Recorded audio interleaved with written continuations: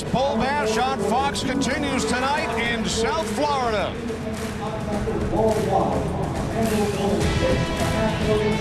Fox Sports welcomes you to Dolphin Stadium in Miami for the 74th FedEx Orange Bowl, featuring 11-1 Kansas going up against 11-2 Virginia Tech.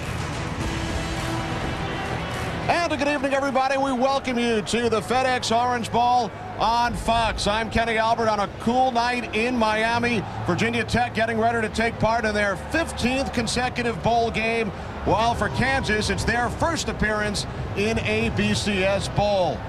I'm pleased to be joined tonight by three-time Super Bowl champion Daryl Johnston of the Dallas Cowboys and the longtime head coach at the University of Wisconsin with 8 bowl wins to his credit, Barry Alvarez. And Barry, let's start with Kansas. They have enjoyed a tremendous season under National Coach of the Year Mark Mangino. Jayhawks setting a school record with 11 victories. Mark Mangino was Coach of the Year, and rightfully so. He and his staff did a marvelous job in maximizing the talent on that football team. That, especially their offense, which led the nation with over 44 points per game. That offense is run by Todd Reesing, a feisty quarterback who epitomizes what this football team is all about. But this spread offense has got a tremendous amount of balance to it. 200 yards rushing and passing per game. If the Jayhawks are going to win this game tonight, Lawrence's zone, Brandon McAnderson, is going to have to be a factor in that running game. Brandon McAnderson looking forward to leading his hometown Jayhawks to the FedEx Orange Bowl. Let's take a look back now at how the Jayhawks wound up in Miami. For decades, the name Jayhawks has been synonymous with winning on the hardwood. But now, redefining is required. En route to the school's first 11-win season, UK's quick strike attack rewrote the record books. Sixth-year head coach Mark Mangino's team ascended to a #2 ranking before suffering their only loss at the hands of Missouri in the season finale. From 6-6 to 11-1, the Jayhawks are one of, if not the biggest turnaround teams in all of college football. If you think it's all about basketball, you're not in Kansas anymore. Daryl, as Coach Alvarez talked about, 44 points per game. Amazing. It really is, and what they do is they put a lot of pressure on that defense, and the big question is, are they going to be able to match the speed and the athleticism of this Virginia Tech defense? I think they're very underrated out of the outside. They're a big, physical football team. My question is, how is Virginia Tech going to match that toughness of Kansas? I think that those are some big questions we have to get answered in this game. Here come the Kansas Jayhawks.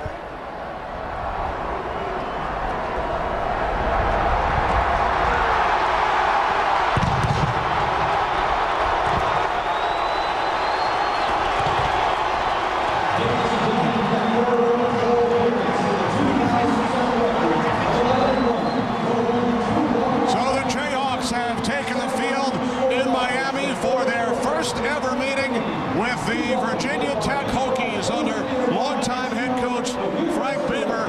Like Kansas, Daryl, Virginia Tech with a chance to set a new school record for victories in one season. Well, 15 consecutive bowl appearances obviously gives you a lot of experience, but in my opinion, it presents a challenge. Kansas has a lot to prove tonight. Frank Beamer's challenge, he has to motivate his team to understand that this game is just as important to the Hokies as it is to the Jayhawks, and I'm interested to see how this platooning quarterback system works. I'm old school. I want one guy. Hitch your wagon to him and ride him as long as you can. Virginia Tech has had a lot of success with their platoon system. Daryl, we talked about both offenses, but both of these teams have great defenses. And when you talk Virginia Tech, you got to talk about great special teams. Special teams a staple in Blacksburg in 21 years under the head coach Frank Beamer. And here come the Virginia Tech Hokies.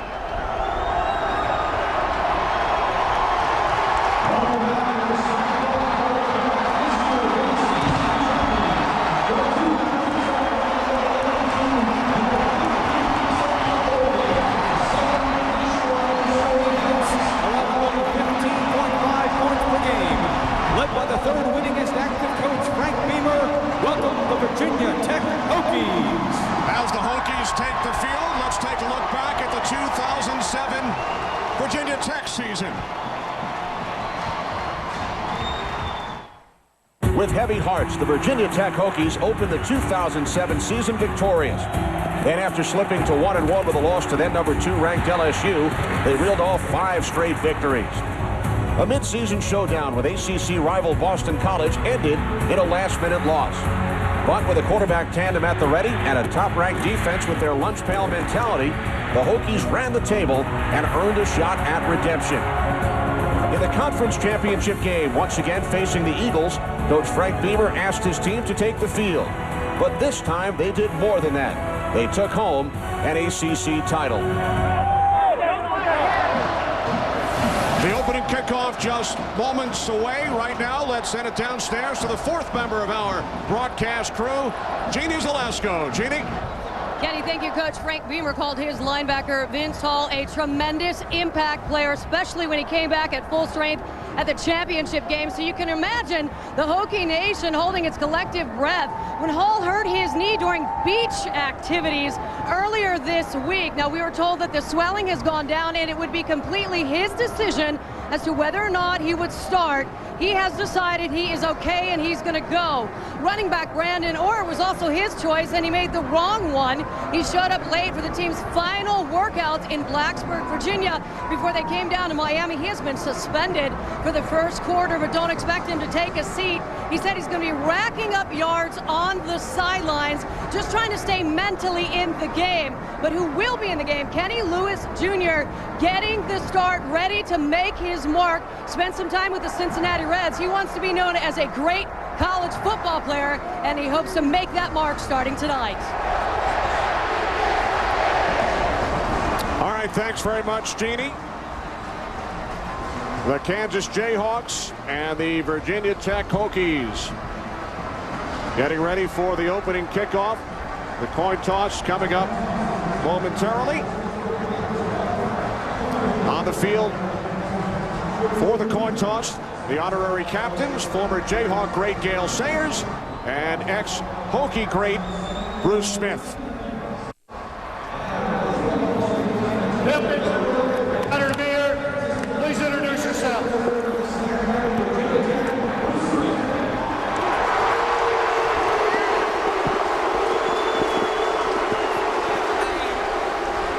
Mr. Wood, would you please step up with us, please? Captains, gold side, heads. Blue side, tail. Kansas, your choice. Here he is, right here. Big tails. Tails, blue side. Mr. Wood, please do the honors. Come up, blue. Kansas, you won the toss. Kansas won the toss. Deferred in the second half.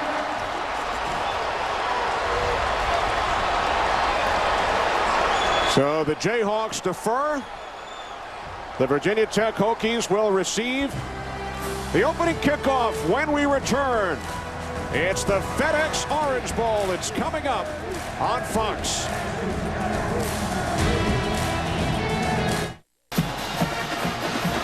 It has cooled off here in South Florida the last 2 days.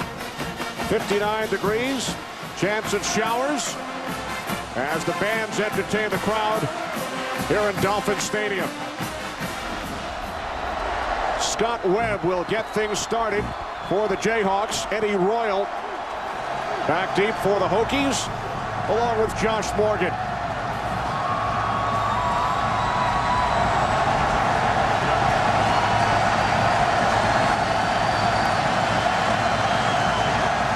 These schools have never met on the gridiron. The 74th FedEx Orange Bowl is underway. Taken out of the end zone by Eddie Royal. Royal across the 30. Across midfield, and is finally forced out of bounds by the kicker, Webb. What a start for the Hokies. A 59-yard return by Royal, his longest of the season. Well, you talked about it, Coach. Special teams for the Virginia Tech Hokies. Most of the time you talk about block punts, block kicks, but this time it's a return. Great field position for this Hokie offense to start their first drive. What a way to get your offense on the field in great shape. But let's keep an eye on that hidden yardage on special teams. So the Hokies will start from the Kansas 41-yard line. The pitch to Kenny Lewis Jr.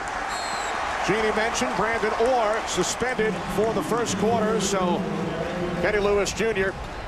makes the start. Gain of 4 on first down. Look at the Hokies offensive line hit by injuries earlier this season. And the backs and receivers, Josh Morgan, the leading receiver for the Hokies with 43 receptions. 2 tight ends, 2nd and 6. Sean Glennon to the air for the first time, and the pass intended for Josh Hyman incomplete. 3rd down and 6 coming up. They went right after Aqib Talib, the best receiver, best corner on Kansas's field. Went a double move, and he did an excellent job of covering. You had to look at James McClinton, the Big 12 Defensive Lineman of the Year, a solid core of linebackers, and Coach Alvarez just spoke of the All-American Aqib Talib. We will see Talib in all 3 phases tonight: offense, defense, special teams. 3rd down and 6. And Glennon's pass is caught for a first down by Justin Harper. So the Hokies able to move the chains. Gain of 11. A look at Sean Glennon. In our open, Darryl talked about the quarterback shuffle, and here comes Tyrod Taylor. Yeah, there's really no rhyme or reason to when they put the guys in. It's basically spot on the field, down in distance. It's not defined parameters. You're not going to get 1 series here, 1 series there, even a quarter. They're going to rotate in during the course of the game. Could be back-to-back snaps. So Taylor on first down, can't find anyone. Down he goes. And he loses his helmet as well. Russell Thorson takes down Taylor for a loss of 11. That's kind of surprising, because one of the things that Tyrod Taylor does is he gives you the ability to extend the play with his mobility. Russell Thorson does a great job fighting through the block of the tight end. Greg Boone stays upfield with his leverage and is able to wrap him up and take him down. Critical mistake by Tyrod Taylor to give up that kind of yardage. Taylor, a freshman out of Hampton, Virginia. The plan was to redshirt Taylor this season, but Glennon suffered an injury back in September. Taylor taken down once again. This time it's Joe Mortensen. You get Tyrod Taylor in the game, you have to account for his mobility. They bring pressure to defend that. Here comes a double linebacker blitz, both to the left side of the offense. You have Joe Mortensen coming in unblocked. Bill Young, the defensive coordinator, said that they were going to keep pressure on it. It looked like, if you remember, Virginia Tech was going to strip the first 30 plays, and I think what they tried to do was throw a wrench in there, throw different tendencies according to the quarterbacks. Glennon back in. Taylor on the field for 2 plays. The Hokies lost 19 yards. 3rd down and 29. Glennon with time, complete to Lewis Jr., but he's tackled at the 38 by Joe Mortensen and James Holt. Strong showing by that Kansas defense in the first time on the field after they gave up good field position. It couldn't have gone any worse for Kansas to start the game. A big kickoff return. Sean Glennon has some success throwing the football. They've got a 1st and 10 at the Kansas 27-yard line. That defense stands up, makes a couple of big plays to force them to punt. Aqib Talib back deep for Kansas. He has returned only 1 punt all season. Brent Bowden's punt sails into the end zone. So the Jayhawks will start from their own 20. This not exactly what Frank Beamer had in mind during the opening series for the Hokies.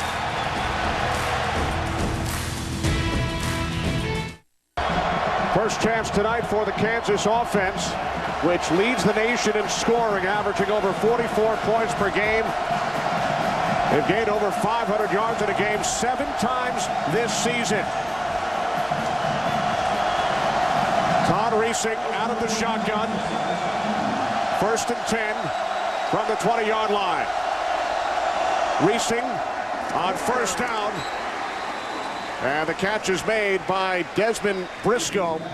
Forced out of bounds by Brandon Flowers. after a gain of 6. Reesing, a sophomore out of Austin, Texas, set 20 school records this season. Threw for over 3,000 yards and 32 touchdown passes. 2nd down and 4.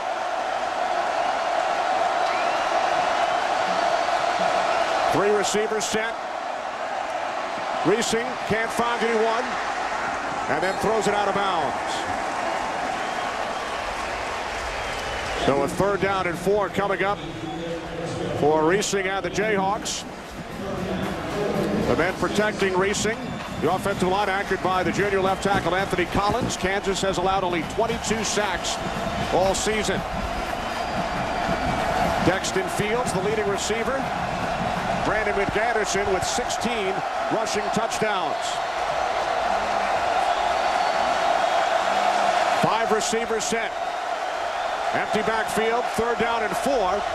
Jayhawks have to get to the 30. And Reesing's pass is incomplete. He was looking for the tight end, Derek Fine. Oh, he made the catch. Fine able to come up with it. And he picks up the 1st down. He lost his helmet. It was the helmet that you saw that came out, Kenny. Derek Fine, he's a tight end. He's a big guy, big target. Look at the ball placement by Todd Reesing. These balls are going to be thrown high. He's a short guy in the pocket. The balls to the wide receivers are all going to be in that position. He gives his guys an opportunity to make those catches. They're going to come out a little bit high because he's got to get him over the height of that defensive line. His helmet came off, but he held on to the football. Complete to Brandon McAnderson. And the Lawrence native picks up a 1st down out to the 49-yard line. 18 yards for McAnderson, who grew up attending Jayhawk games. As a Little Leaguer, his team received free tickets. Said it was easy to get a ticket back in those days, but probably not so much anymore. But Brandon McAnderson, a converted fullback, he knew that this team was going to be good. He just wanted to find a way to get on the field. They give him an opportunity to be the single back, and he has had a 1,000-yard rushing season. Bunch formation to the left and the right. And the pass is caught, taken into Hokie territory by Dexton Fields. As we meet the Virginia Tech defensive unit. 43 sacks for the Hokies. Chris Ellis with 8.5. Vince Hall did start despite the injury suffered on the beach here in Miami. And a terrific secondary, Flowers and Harris each with 5 interceptions this season. 2nd down and 8 from the Hokie 49. And the pass is caught at the 40-yard line by last year's starting quarterback, Kerry Meyer. Kerry Meyer really is an example of what this team's all about. Was beaten out after being a starter a year ago and accepted that role, but wanted to be on the field. Had the right attitude, moved to wide receiver because he wanted to contribute to the team. Meyer picked up a 1st down. Jayhawks on the move from the Virginia Tech 40. Fine shifts into the backfield. Inside handoff, and Jake Sharp is forced back by a guy, Darrell, I know you've been keeping your eye on, Cam Chancellor. This guy is special. He plays the boundary safety, the rover position in this Hokie defense. He is as athletic as anybody I have seen in the college game. He can do just about anything. He can be up on the line of scrimmage playing man-to-man. He can play a half-field safety. He can get down in the box and blitz from the outside, from the inside. I have yet to see something that Cam Chancellor can't do playing defense. It looks like a big linebacker out there. On 2nd and 8, the option to Jake Sharp. Chancellor was not fooled.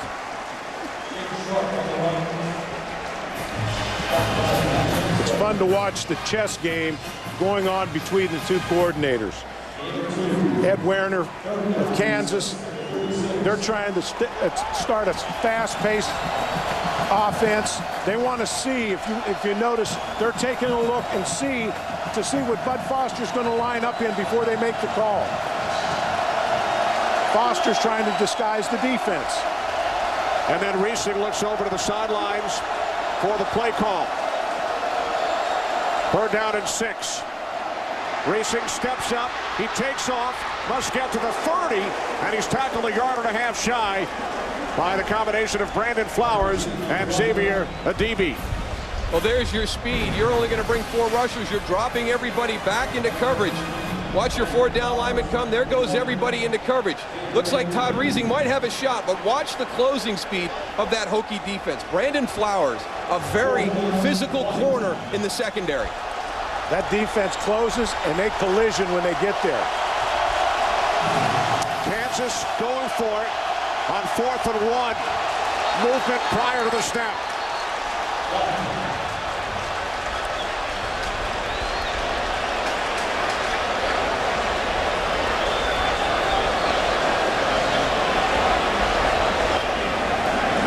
Bill Lamagna, our referee tonight, a Big Ten officiating crew. Prior to the snap, contact by the defense, nose guard, 5-yard penalty, results, first down. They hurt a hurry up to the line of scrimmage, a change of cadence to draw the defense offside. Yeah, you got to be smart. You got to understand that it's 4th and short. They hustle up to the line. The first thing you have to think about is hard count. Are they even going to snap this ball? Big mistake by that Hokie defense. A little bit sloppy for this Hokies at the start of the game. Everything except that kickoff return to start the game. So a first down from the Hokie 26. Sharp and McAnderson split backs. Reesing with time. He's taken down. There's a penalty marker. Orion Martin brought down Reesing. The officials get together. It's against the Jayhawks.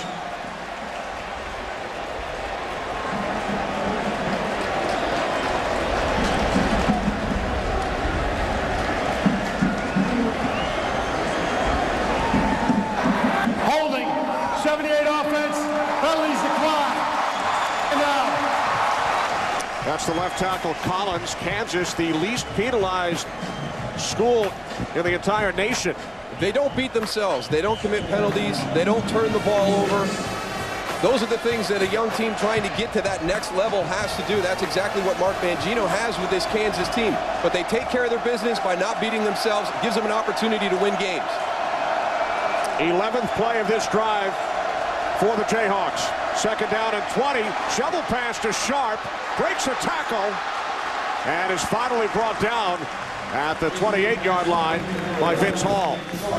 Some improvisation from Todd Reesing.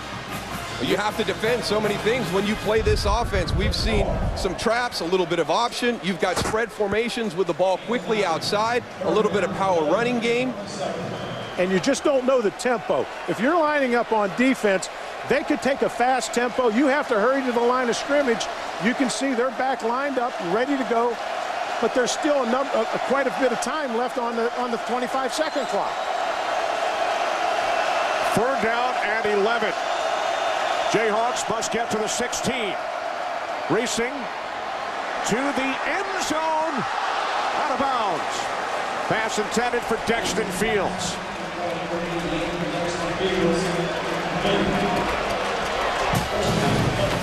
Just a little bit too long on that. Dexton Fields coming out of that middle position at wide receiver, going to the corner. He's got him beat. He's over the top. He's got to get that route back farther towards that back pylon. He ran himself into the sideline, didn't give Todd Reesing an opportunity to work against the boundary. So Scott Webb, the senior from Tulsa, out to attempt a 44-yard field goal. It is no good, wide to the left.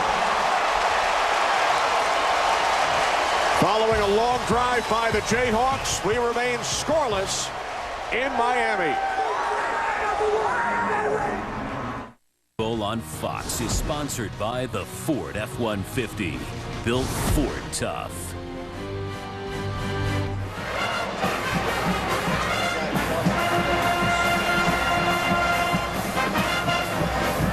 Welcome back to the FedEx Orange Bowl. Kansas Jayhawks drove 53 yards on 13 plays, but came away with nothing. Now Virginia Tech back on offense. They will start from their own 27-yard line with Sean Glennon under center. 3 receivers set on first down. The give to Kenny Lewis Jr. Guys, let's take a look at tonight's keys to the game, brought to you by Ford. Well, there's still a lot to play for Virginia Tech. They've never had a 12-win season. There's a chance they could finish number 2 nationally in the polls, and they've got to win on the perimeter on defense. These Kansas receivers are great blockers. For Kansas, Reesing has to continue with his consistency. Take care of the football as he has all year. Don't try to win the game by yourself. And Virginia Tech is so good on special teams. If Kansas can break even, they should be satisfied on special teams. They're a little bit behind right now. 2nd down and 1. Lewis, who gained 9 on the previous play, picks up a first down out to the 38-yard line. So Kenny Lewis Jr. looking to take advantage of his opportunity. Well, it's a nice story. I mean, he's been waiting since 2003 for this opportunity. And it's funny, you know, his father played at Virginia Tech, actually has a single-game rushing record, but always kind of steered his son away from football. He got into baseball, got into the Reds organization, came back, told his dad, you know what, I want to play. His dad decided at that point that the passion was there. He's come to Virginia Tech. He's waited a long time for this shot tonight as a starter. And now Tyrod Taylor checks back in on 1st and 10 from the 39. Taylor's pass is caught at midfield by Eddie Royal for another Hokies first down, a gain of 11. Nice job by Tyrod Taylor. And you could see the Virginia Tech offensive thinking here. They're going against tendencies. That's the 3rd pass he's attempted so far.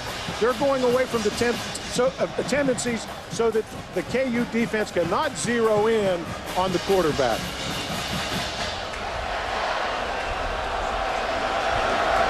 Taylor remains in the game. 1st and 10 from midfield. Taken into Jayhawks territory by Jareed Cheeseman, the sophomore out of Voorhees, New Jersey. His first carry. Cheeseman picks up 1. I think that's one of the risks that you run when you go to this quarterback platoon style of an offense. You're going to have certain plays that work well for Sean Glennon. You're going to have certain plays that work well for Tyrod Taylor. But the important thing is getting the plays that they both do well, so that defense can't get into kind of a game planning of, okay, who's in at quarterback? Okay, this is what we have to watch out for. You've got to have those crossover plays that they both run well. On 2nd and 9, Taylor's pass intercepted by Akeem Talib. And Talib is inside the 20, the 10, touchdown Kansas.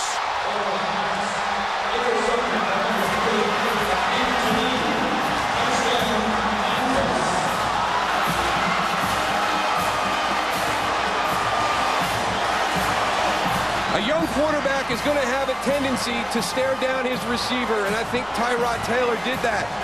Akeem Talib got a great jump on that out route. Unsportsmanlike conduct, charge to number 3 with a high step into the end zone. That penalty will be assessed on the kickoff. You know, when a defensive guy scores a touchdown, they get a little excited. Sometimes you like to see a little enthusiasm on the field, but that's the rule. But Talib is used to scoring touchdowns. It's his 6th this season. 4 of the 6 came on the offensive side.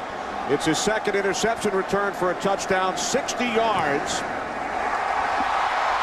Following the Webb extra point, Mark Mangino's Jayhawks have taken a 7-0 lead. Tyrod Taylor picked off. Akeem Talib takes it all the way.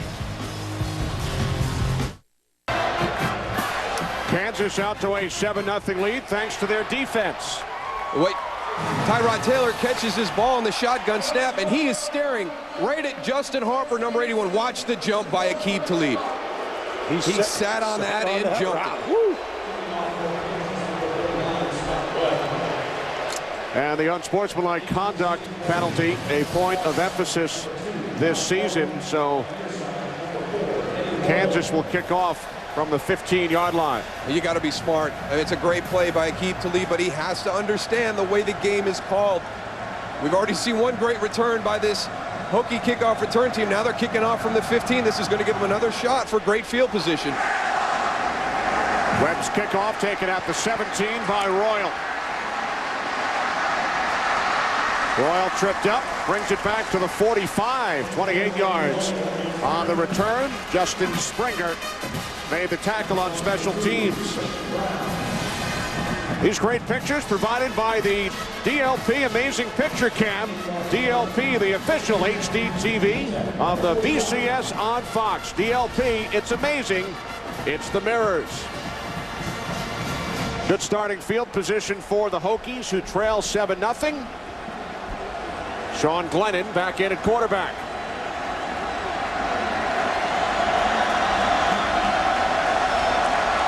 Morgan in motion. Glennon complete. And Josh Hyman able to gain 4 yards out to the 49-yard line. Talib and Mortensen made the tackle. We were impressed when we studied this Kansas defense, just how disciplined they are. They may not be the greatest athletes, but they all hustle to the ball and always are in their proper angle. You saw right there, the ball's thrown outside. All the different receivers. You want to see how many defenders are around the football when it's tackled. You saw 4 of them there. With all of the focus, Coach, on the Kansas offense, does the defense have something to prove tonight? I think they do. That was mentioned at the luncheon. Glennon going deep.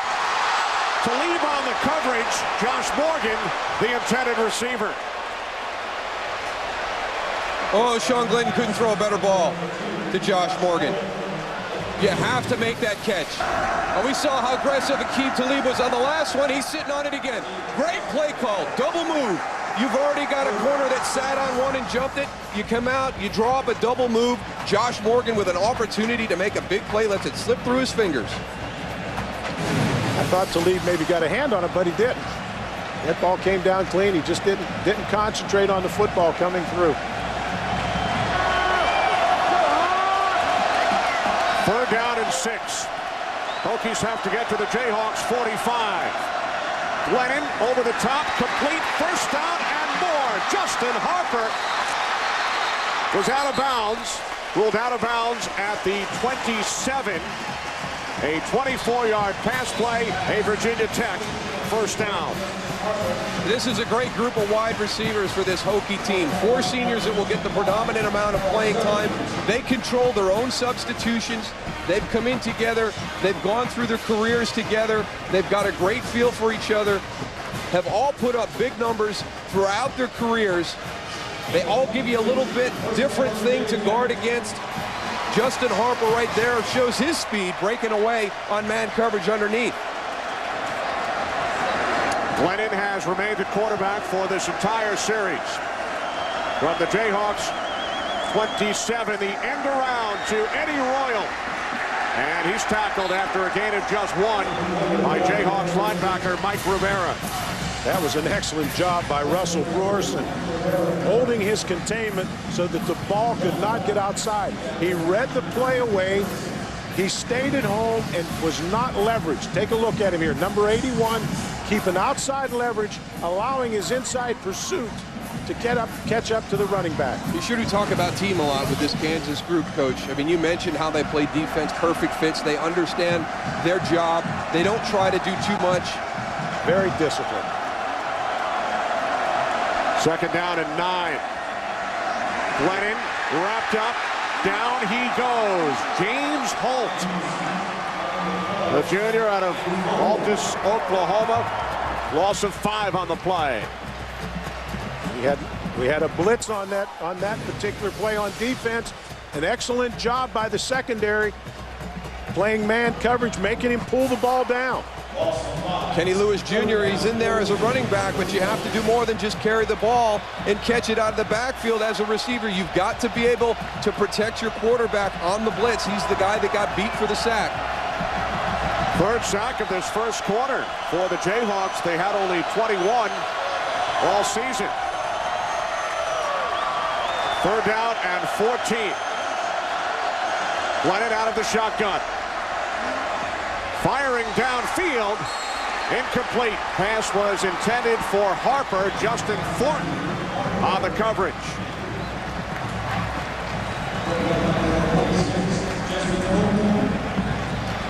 Yeah, the right timing on the throw. Just threw the ball a little behind him. Good route by Harper.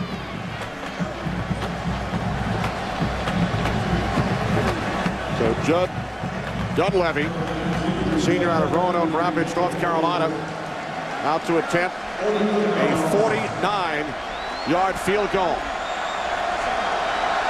One shy of the school record for successful field goals in a single season. Dunleavy from 49. No good. Taken out of the end zone by Talib. Talib still on his feet.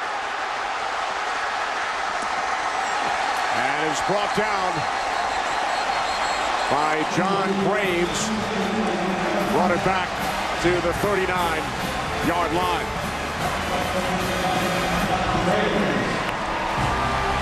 Just over 2 minutes remaining, first quarter. Frank Beamer's Hokies down by 7. Sponsored by Southwest Airlines. With Southwest Airlines' convenient nonstop flights, it's like having your own company plane. By FedEx. Go air, go ground, go football. And by Tostitos. Free the fun.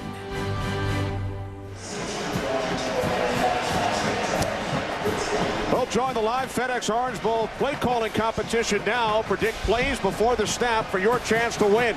Text BCS to 386 from your AT&T wireless phone, exclusively from AT&T, or you can play now at attblueroom.com.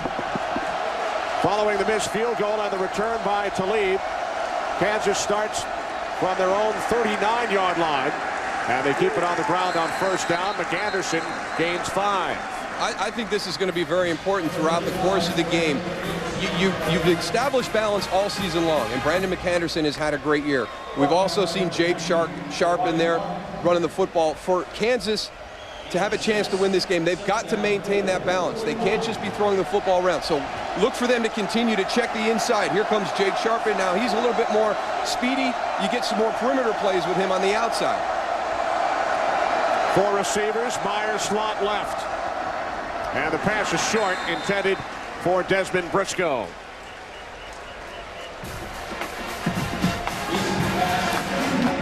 Nice aerial coverage brought to you by Bud Light. Endless refreshment from start to finish. Bud Light keeps it coming. Kenny Albert, Darrell Johnston, Barry Alvarez, Jeannie Zelasco. From Dolphin Stadium in Miami, the 74th FedEx Orange Bowl. Kansas leads Virginia Tech 7-0.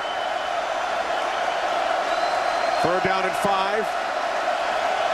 Jayhawks must get to the 49.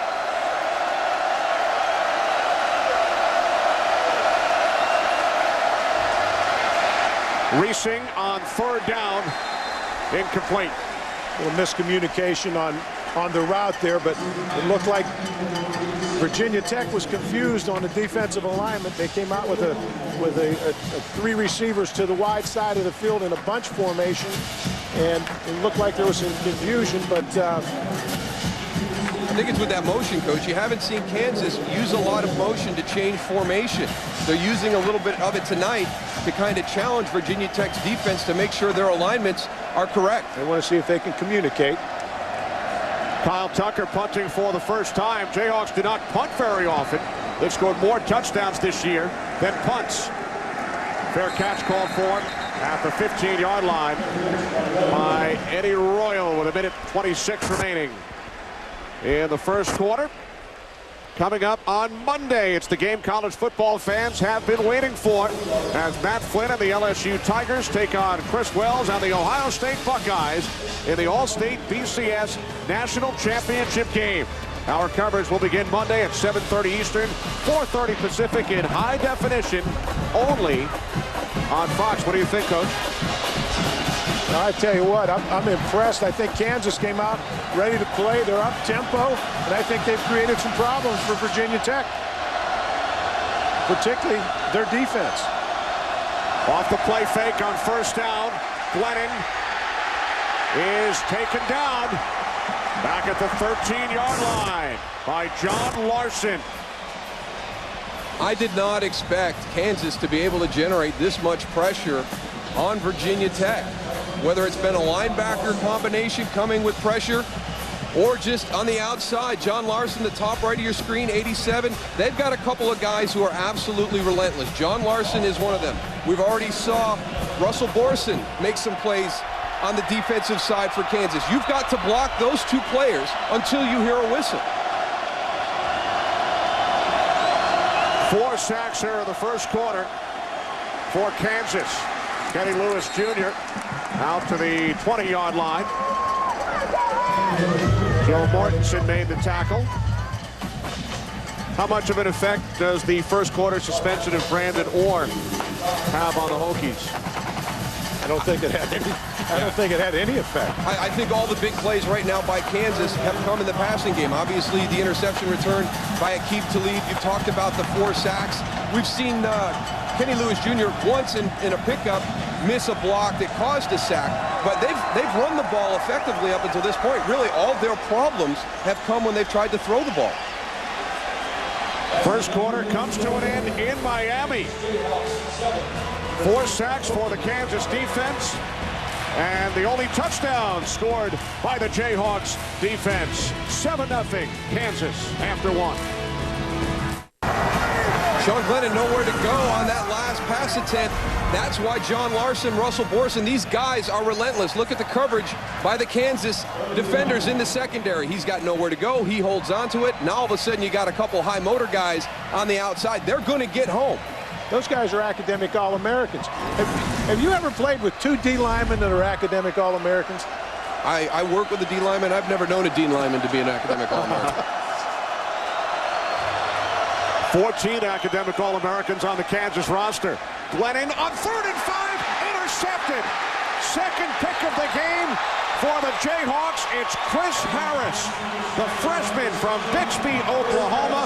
The Big 12 defensive newcomer of the year comes up with an interception in the FedEx Orange Bowl. I think Sean Glennon would like to have this ball back. You've got help over the top. You've got coverage underneath. Here comes that Kansas pressure again. Zone blitz. Drop your guys out. Look at that. You got 2 guys right in the area. Boy, Chris Harris plays it great. He came off of his receiver. Came off his receiver, read the quarterback, played the ball. The second Hokies turnover. Reesing can't find anyone downfield. And is taken down at the 28-yard line after picking up 3. Cam Martin made the tackle. Again, protecting the football, not trying to force a throw when you don't have it. Get what you can get. Let's line up again. I think that's one of the things that Todd Reesing has done so well. Everybody will talk about the numbers he put up, but the big number is the interceptions. He's only got 6 of them. Sean Glennon only had 3 coming into this game. He's been picked off twice today. 2nd down and 7. He is scrambled. Reesing finally throws it out of bounds. Does he remind you of a Drew Brees or Doug Flutie type? Same size, same escapability, smart with the football, accurate. I think Flutie is the one that jumps to mind, and just the ability to create the confidence in his arm. And when you sit down and talk to him, the confidence that he has as part of his personality. I mean, the intangibles on him are immeasurable. I mean, he's not a big guy, but I tell you what, the intangibles that this kid possesses are amazing. 3rd down and 7. Empty backfield. Jayhawks have to get to the 21, and they do. It's a 1st down for the tight end, Derek Fine, as Reesing was able to maneuver and find that throwing lane. What they moved Derek Fine and put him in a number of different positions in those formations. That time they were in no backs in the backfield. He was split out, found an opening in the seam. Nice throw by Reesing. 1st and 10 from the Virginia Tech 19. Fine shifts into the backfield. Reesing hands it off to McAnderson. And McAnderson tackled at the 17 by Orion Martin after picking up 2. There's a little bit of that wrinkle right there. That's something you don't see a lot from this Kansas offense. You get Derek Fine motion into the backfield. Now all of a sudden he becomes kind of like an H-back in this offense now. Another job for Derek Fine. He's going to be your lead blocker through the hole for Brandon McAnderson. So a little bit of a new wrinkle with that time to prepare during that time off from the last game of the season. Reesing now split to the left. Direct snap to McAnderson. And McAnderson is wrapped up at the 14-yard line by Carlton Powell. I don't know what kind of thrower he is. I don't know what's left other than him carrying the ball. But you know what's interesting about McAnderson? We talk about the different players that Kansas recruits and Coach Mangino recruits. But his son was quarterback on the same high school team. And Coach Mangino liked the way he carried the ball. He wasn't highly recruited and offered him a scholarship. Kansas, the only school that offered him a scholarship on offense. Everybody else wanted it to play linebacker. Penalty marker on 3rd and 5 as Reesing's pass was intended for Briscoe. Cam Martin comes up hobbling.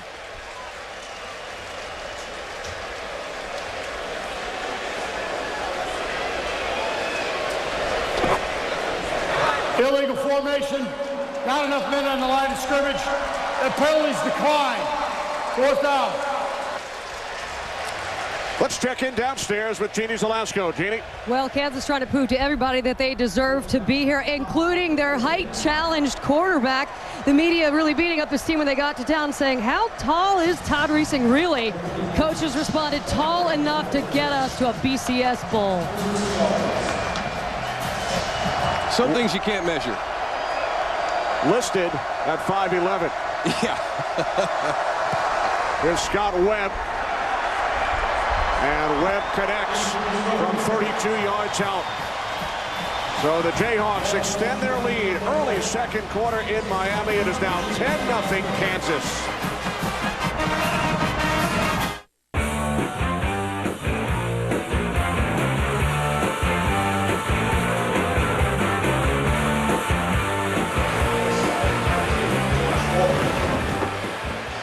The Kansas Jayhawks appearing in their first BCS bowl game. Record of 11-1. They've already set a school record for wins in one season. Kansas scoring all 10 of their points off turnovers. They lead Virginia Tech 10-0. Short kickoff by Webb, taken at the 19 by Morgan. And Morgan is tackled as he crosses the 30 by Justin Springer. Tyrod Taylor and Sean Glennon have each been picked off once during the first half. A look at the Hokies' first 4 possessions.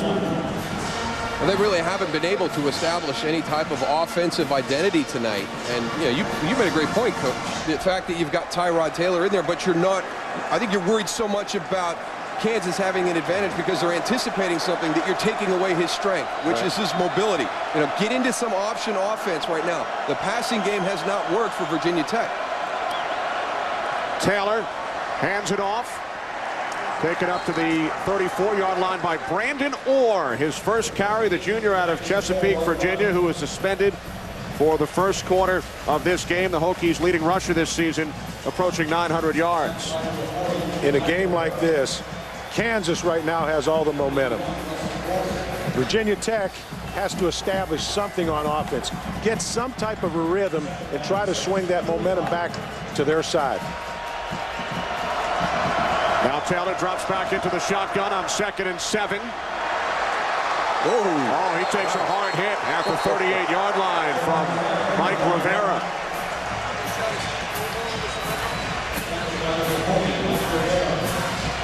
This group of linebackers are very, very physical. They're the heart and soul of this defense. Look at Mike Rivera come up. That is textbook. That's how you tackle. And I tell you, how about their coach, Steve Tovar, great linebacker in his own right. Ohio State and several NFL teams. And he's enthusiastic, and we saw him really working these guys in preparation for this game. The mental part, you know, it's not all about being physical on the football field. It's knowing your job. Steve's doing a great job making sure his guys are ready to play. Taylor on 3rd and 2. Justin Harper, the intended receiver. That's excellent coverage in the back end. A full blitz, man coverage, no one open. There's Steve Tovar right there. His guys coming off the field. But it's just not about being a physical presence on the field. I played against Steve. He's a tough guy on the field, but he always knew what his job was. He makes sure that all those linebackers understand what they have to do before that ball is snapped. Then let them be the physical presence on the field. The linebackers are the top 3 tacklers on the Kansas squad. Here's Talib on the return. Across the 40, out of bounds at the 43. A 17-yard return by Talib.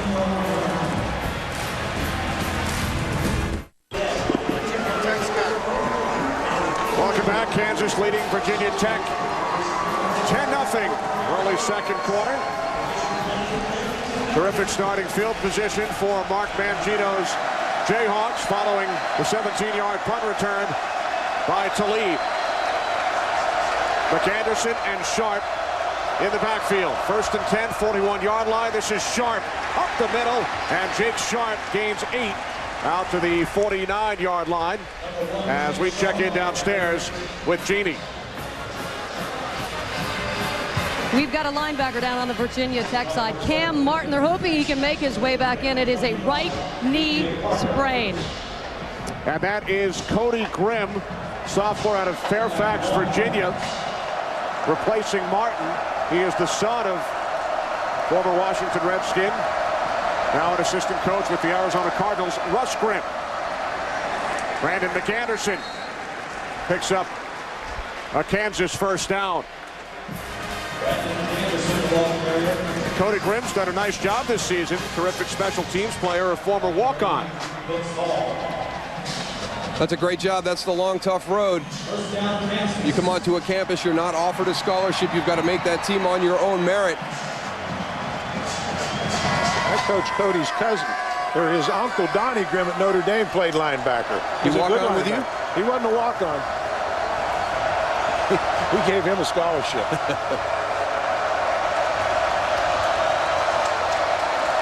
From the Hokie 48, Reesing in trouble. Down he goes. Back at the 45-yard line. Xavier Adibi along with Nikos Brown. Nikos Brown was the first one there. He's really what disrupted it. Watch on the right side. Boy, just gets right across the face of Cesar Rodriguez on the inside.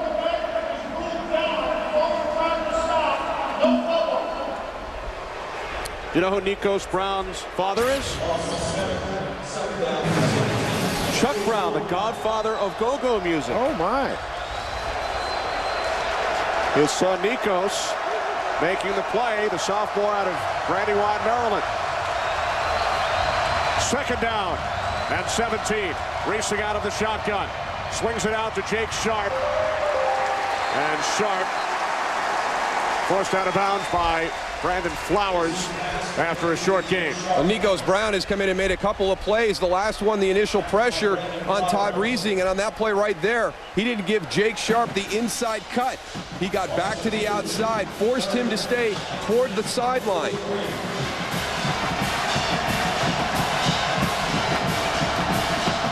Think the band plays go-go music when Nikos makes a play?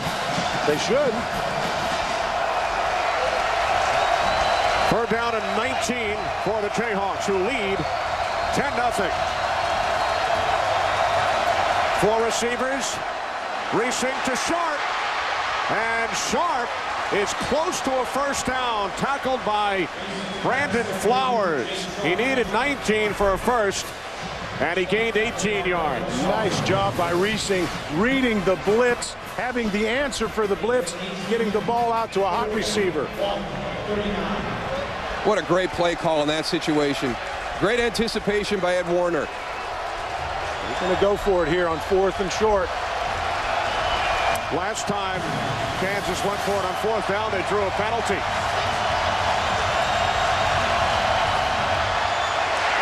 First down, Kansas. Marcus Henry, who's had a terrific season, 5 100-yard games, pulls the chains for the Jayhawks. They are giving this Virginia Tech defense a lot to worry about. They're spreading formations, getting the ball outside quickly to their wide receivers. They've lined up in traditional pro sets with a fullback and Jake Sharp as your running back. They're throwing everything at this Virginia Tech defense tonight. From the Hokie 32. High snap. Racing.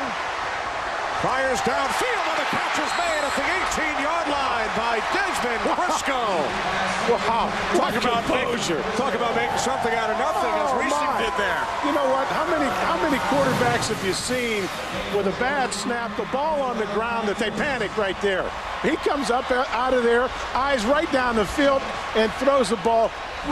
Throws a touch pass over the linebacker. Look at that. It's in between Cam Chancellor and Brandon Flowers. I mean, there is no margin for error on that throw. From the Virginia Tech 18, this time a low snap. And some miscommunication. The pass was behind the intended receiver, Marcus Henry.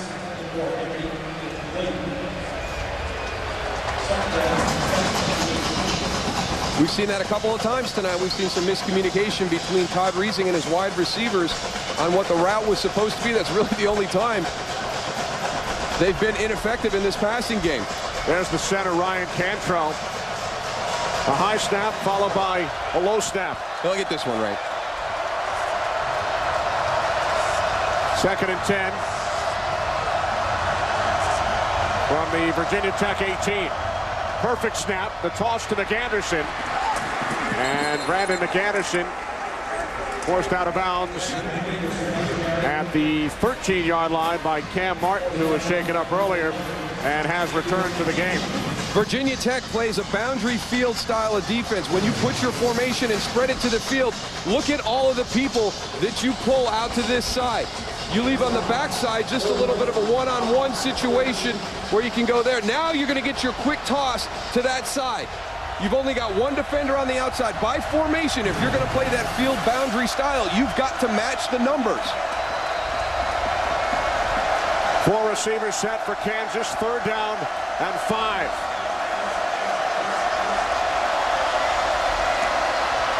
Reesing fires. Touchdown Jayhawks. Marcus Henry with his 10th touchdown reception of the season.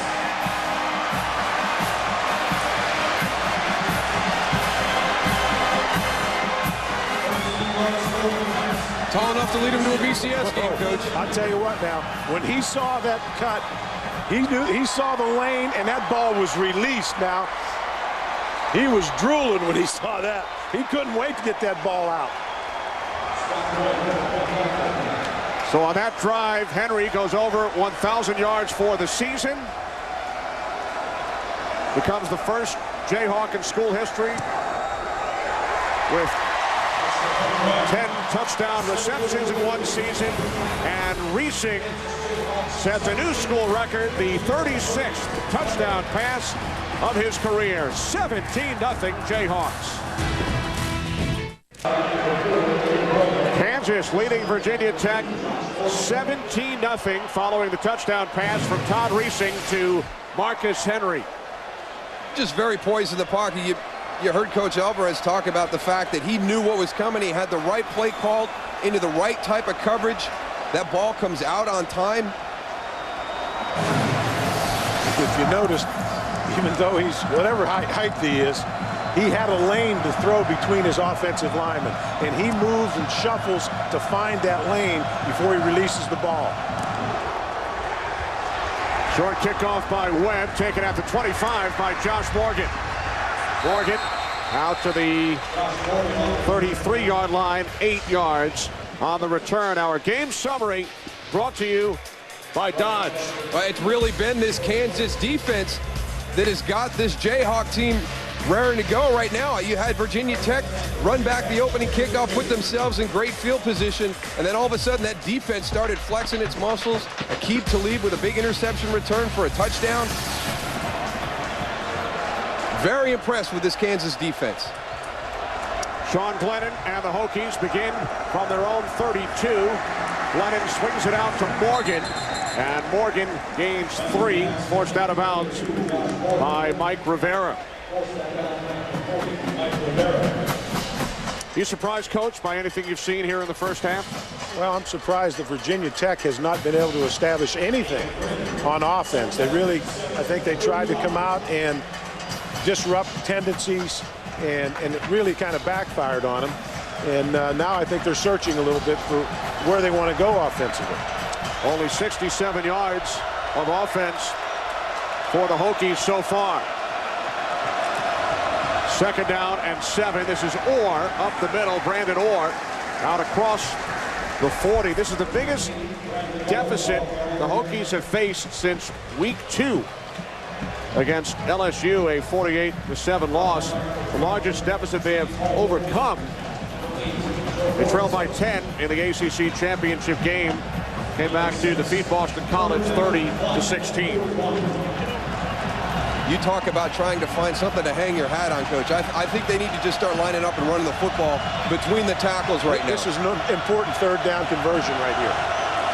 3rd down and 1. This is Orr. He picks up a 1st down into Kansas territory. Brandon Orr needed 1, and he gained 10 yards. Good surge by the offensive line. But now Virginia Tech has to stay patient. It's important for them to be patient here and try to get on the board. Yeah, just stay with what's working right now. Right now, their inside running game has been the one part of their offense that's been effective this first half. Stay with it right now. 1st and 10 from the Kansas 49. Again, it's Orr.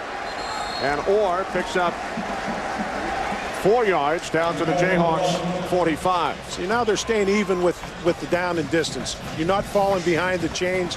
You dictate. If on 1st downs you get 4 or more, the offense dictates. But they've got a little rhythm right now.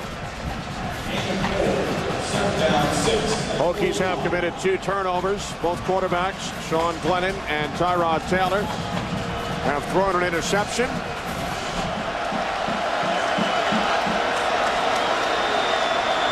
Second down and 6.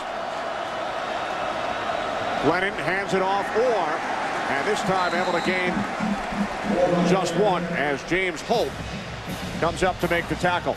A little bit of success in that running game, and this Kansas defense isn't going to sit back anymore. Here comes your pressure with Mike Rivera right into that area. Here comes Joe Mortensen over the top. James Holt filling in from the backside. There's those fits that we're talking about with this defense. Watch them move in sync. There's nowhere for Brandon Orr to go because everybody does their responsibility. There's not a cutback lane for him to get a big gainer. Under 5 minutes remaining first half. Kansas leading Virginia Tech 17-0. 3rd down and 5. Orr broke a tackle, picks up a 1st down. Good second effort by Brandon Orr. Good run by Brandon Orr. Broke a tackle in the hole, as you said, Kenny. And we haven't seen Kansas miss many tackles. Well, he's your horse right now. You got to start riding him. A little twist on the outside. Jeff Wheeler coming on that loop back inside, overruns it a little bit. Good vision by Brandon Orr, but I would hitch my saddle to him right now. Start riding him for a while. Look at him. He's wound up right now. Well, he's the guy who sat out the first quarter. Probably feels like he let his teammates down. This is Orr. Orr gaining 4 more yards down to the Kansas 32. John Larson made the tackle. These great pictures tonight provided by the DLP Amazing Picture Cam. DLP is the official HD TV of the BCS on Fox. DLP, it's amazing. It's the mirrors.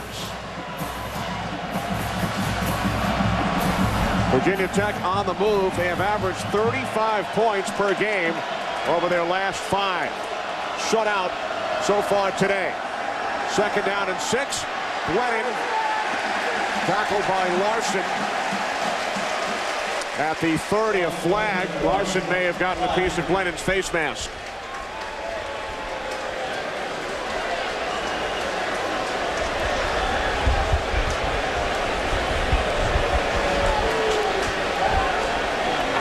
Personal foul, face mask, 87 on the defense, 15-yard penalty, automatic, first down. I think at times Glennon has had a tendency to hold on to the football when he's dropped back. In this case, his receiver was covered. He pulled it down and got positive yardage, and then drew the penalty. What's given this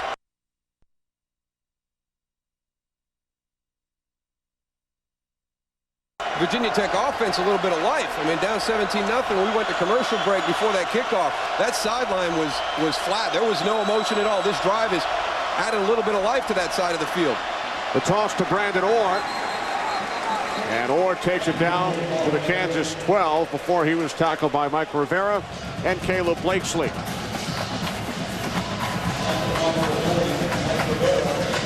I would think that coming into this game that the Kansas defense was probably concerned with the size difference, the offensive line compared to their defensive line, and they're really not very deep in the defensive line. Try to keep their guys fresh, but this is what I think they were concerned about, being mushed a little.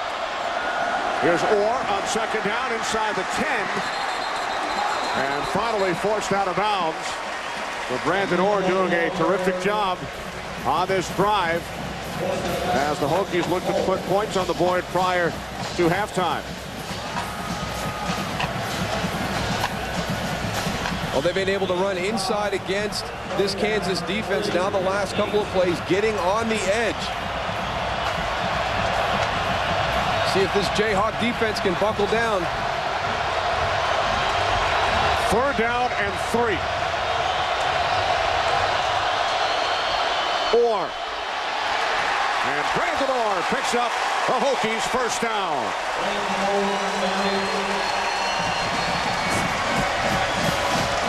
Nice job by the right side of the offensive line. Ed Wang, Sergio Render. Good movement up front.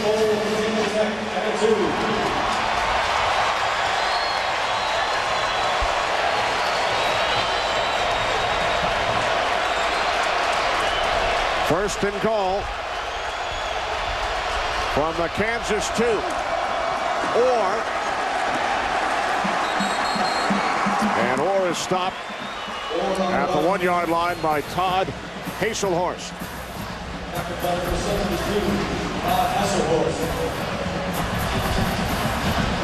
Gain of 1 second and goal at the 1.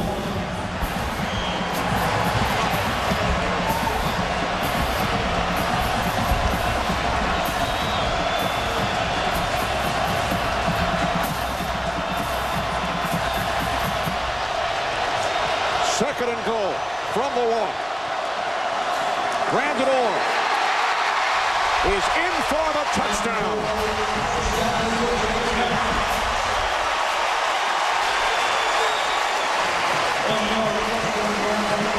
Coach, you talked about that right side of the offensive line, but that time it was all 5 of them. They had a tremendous surge against that Kansas defense. You teach an offensive lineman on the 1-yard line or down inside the red zone. When you're on the 1-yard line, you want to teach him to drive his man into the end zone, and that's exactly what you see. Look at the movement up front. And then you pull Nick Marshman around to kind of fill that spot where the ball's going to. Just a great job by that Hokie offensive line. An important 11 drive. 11 carries, 48 yards, and a touchdown, running the football. They've tried to get fancy with it up until this point in this game. It's cost them a couple of interceptions, 1 return for a touchdown. They just come out on that drive, make a decision that we're just going to get behind Brandon Orr and pound this ball down the field. It pays off with a touchdown. So the Hokies are on the scoreboard. They now trail the Jayhawks by 10. Orange Bowl is sponsored by Dodge. Live to the fullest. Dodge Grab Life. By the new AT&T, your world delivered. And by Taco Bell, big fans of College Bowl action.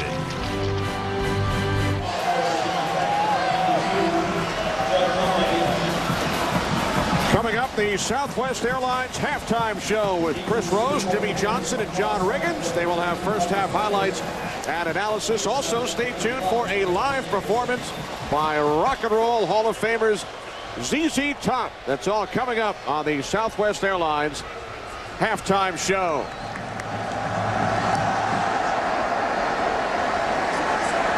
Kickoff taken at the 15-yard line by the Big 12 Special Teams Player of the Year, Marcus Herford.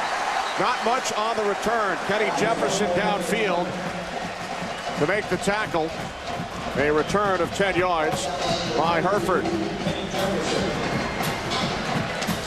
So with 1:18 remaining in the first half, Todd Reesing and the Kansas offense heading back out. Reesing's numbers so far, 12 of 19, 108 yards, and a touchdown. Jayhawks will start from their own 23. McAnderson, the lone back, 3 receivers set. Brandon McAnderson running left. And McAnderson gains just 1 before he was tackled by Orion Martin. Anderson slow to get back up. That'll be a tough one for this Jayhawk team. He's all right. Timeout called by the Hokies with 1:03 remaining in the half. I think they felt that Kansas was going to try to run the clock out and get in at the half, 10 points up, and feel as though now they're going to make them throw the football and possibly try to get it back. Well, I think they should. I think that's probably exactly what Mark Mangino is thinking. They deferred when they won the toss. They're going to get the ball to start the second half, so no reason to do something foolish here. We've talked about how good they are with protecting the ball and not beating themselves, but you've got to get that first down if you want to stay on the field offensively. Otherwise, you're going to turn it over to that Hokie team that just got a big rush from that great performance by their offensive line in the running game on the last drive.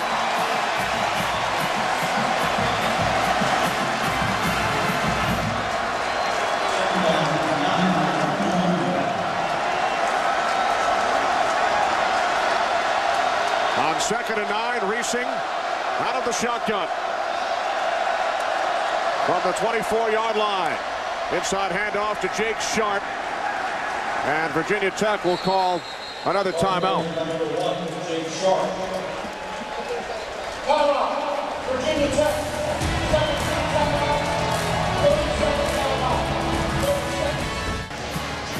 Mark Mangino told us some people think the Orange Bowl is the destination. To me, for our program, it is just the beginning. Well, he talked about sustaining, being able to sustain winning, sustain this level, as Frank Beamer has at Virginia Tech.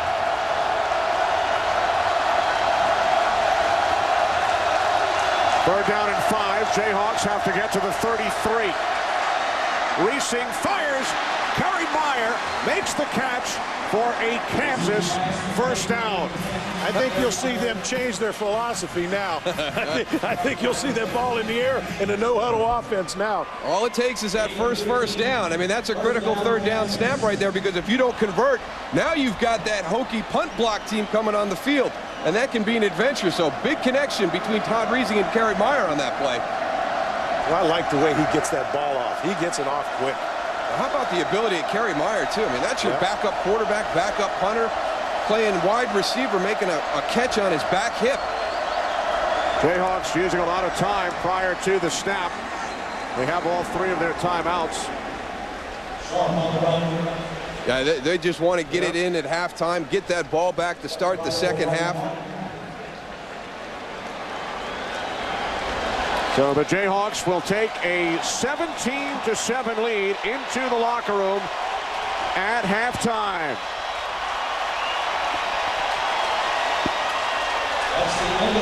Kansas scoring their first touchdown on defense. They have a 10-point lead, and head coach Mark Mangino is standing by with Jeannie.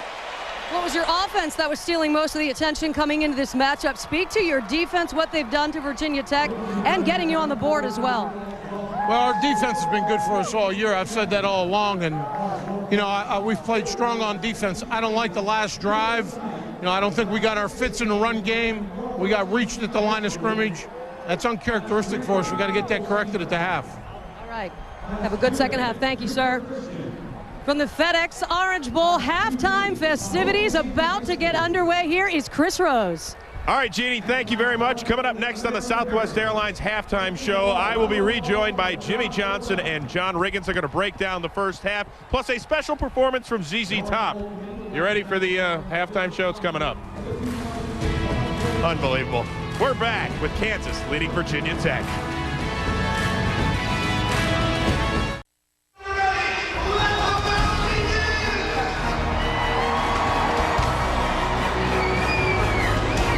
Welcome back to the Southwest Airlines halftime show. Aqib Talib. What an outstanding year he has had for Kansas.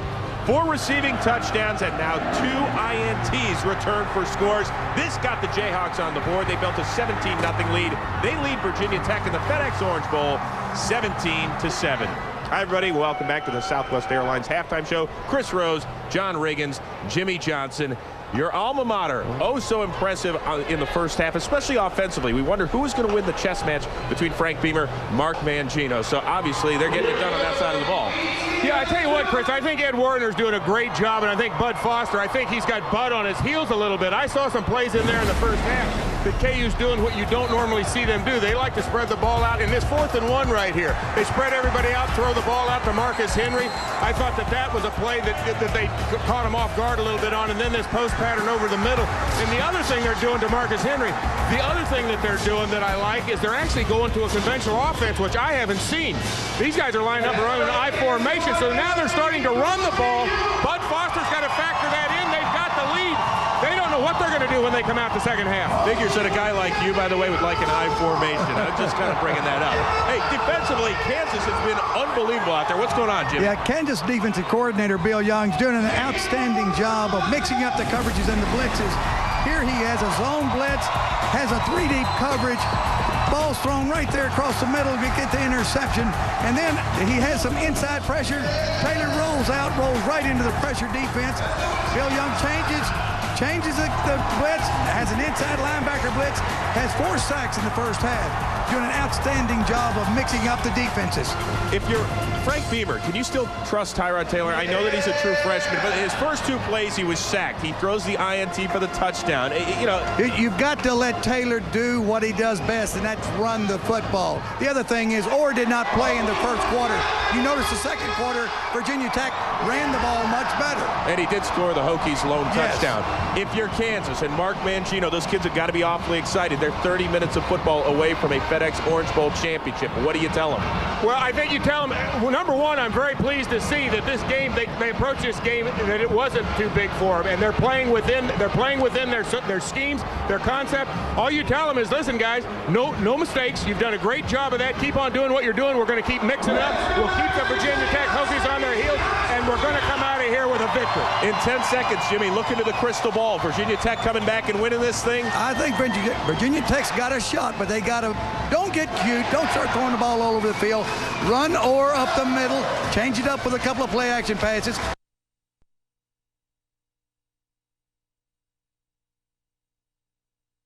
They'll get right back into this game. Little Rock Chalk Jayhawk at the end of this one. I don't know. You're all smiles already. I don't know. We'll see. So Kansas leads Virginia Tech 17-7 at the FedEx Orange Bowl. Coming up next, a very special performance from the legendary band ZZ Top. We're trying to get to the bowl. Yeah, man, the Orange Bowl. Yeah, it's the FedEx Orange Bowl. I got a great band playing. We at the right spot. We want to go in. Ah, great. We'll go. Yeah, we'll get there. We'll get there.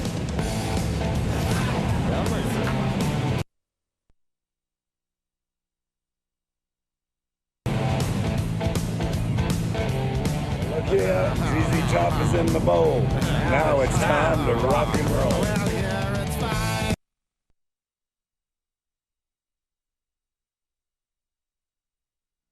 Bell impact players of tonight's game. Coach Alvarez mentioned the Kansas quarterback Todd Reesing, 13 of 20, 123 yards, 1 touchdown, and Brandon Orr, who did not play Darrell in the first quarter, gained 48 of his 52 yards on the touchdown drive. Yeah, it was just mano a mano. You know, come out, we're going to run the ball, we're going to take it right down the field. They stayed in manageable down and distances. They were getting positive yards on first down, able to go right down the field. You know, one other thing, the Virginia Tech defense is not playing bad. They're playing okay. They've only given up 10 points. Before we get started in this second half, we check in downstairs with Jeannie Zalasko. Jeannie? Well, you can tell by the umbrella here that the heavens have opened up against us once again tonight. Hey, I talked to Coach Beamer as he was coming out for the second half, and I asked him what was the one big problem you saw in the first half, and he said we really zeroed in on that interception, that turnover, the first one that really just killed us. I asked him if maybe the 2 quarterback set, the rotation really trying to disguise it, if they outsmarted themselves. He said, you know, maybe a little bit there, but really we're just having to get back to what we do best. We need to start running the football again, so look for that in the second half. And run they did in the second quarter after Brandon Orr entered the game. A look at the first half numbers. Kansas tying their season high with 4 sacks in a game. All 4 tonight came in the first quarter. Kansas deferred at the start of the game, so they received the second half kickoff. This is Marcus Herford. Herford brought down just shy of the 25-yard line. So Todd Reesing will lead the Kansas offense out onto the field with a 17-7 lead. This is going to be a critical series for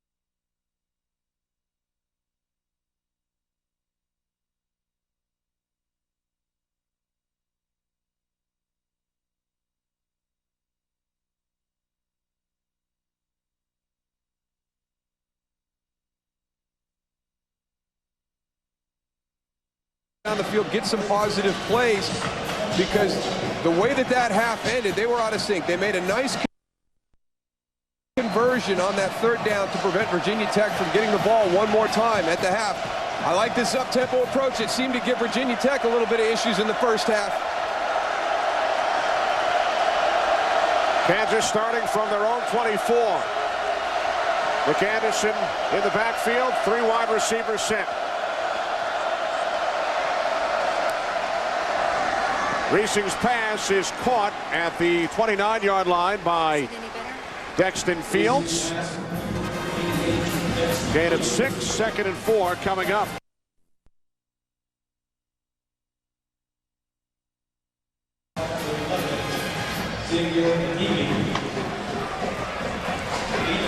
With this rain, it'll be interesting. Ed Warner was telling me he was concerned if it did rain because Todd Reesing's hands are not real big.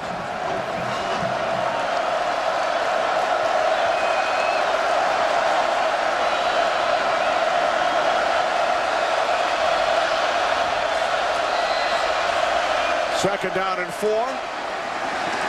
And McAnderson brought down at the 31-yard line by Martin. So the Jayhawks facing a 3rd down and 3.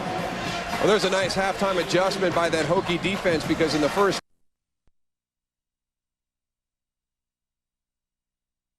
half, I think the motioning of Derek Fine into the backfield kind of caught them off guard a little bit. It's something that Kansas had not shown during the course of the regular season. The first time they tried in the second half, they made an adjustment. No room for Brandon McAnderson to run. 4 receivers set for the Jayhawks. They have to get to the 34.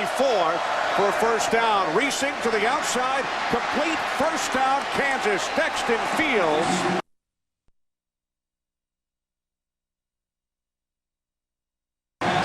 Takes it out to the 43-yard line, a gain of 12. Good protection. He had plenty of time to sit back, take a look. That's a long throw by Todd Reesing. I mean, that shows you he's got some strength in that arm. I mean, look at that. That is all the way across the field. Aqib Talib is on the field.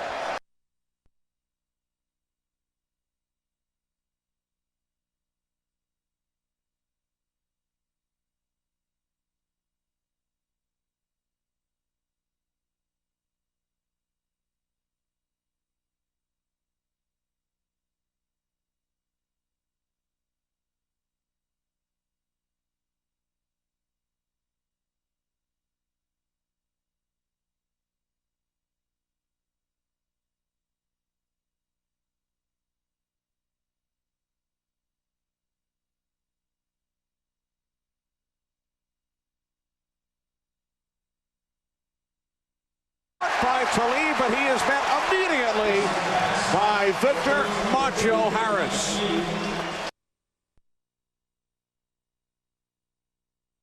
Darryl, that's what you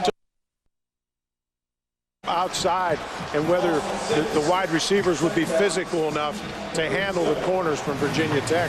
Well, I think when all of a sudden when you put Aqib Talib on the field, number 3 right there in that formation, all of a sudden that light has to go on as a defender. They're going to try and get him the ball. So great pre-snap look by that defense and playing aggressively to prevent him from being able to get anything going after the catch.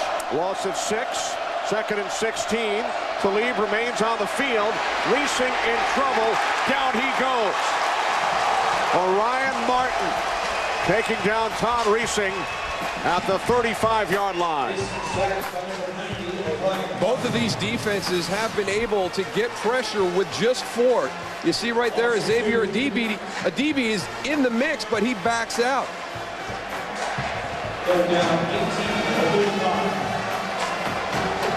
Third sack of the game for Virginia Tech. 5.5 this season for Martin. 3rd down and 18.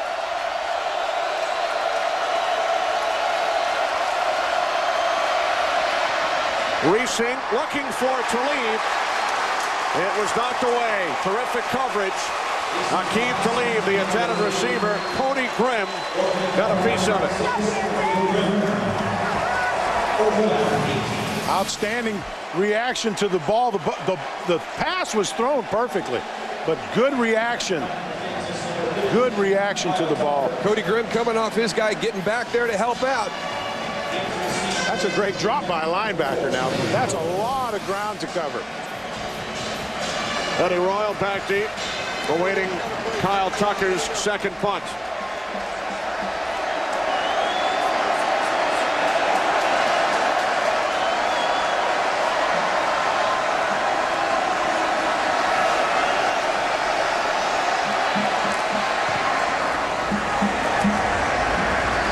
Good kick by Tucker. The trickery from the Hokies on special teams. There is a flag on the field. Another flag as Justin Harper takes it all the way. Justin Harper,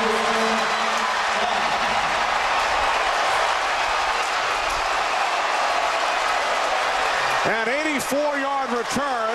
There are 2 flags. Formation, offense number 16. The penalty is declined.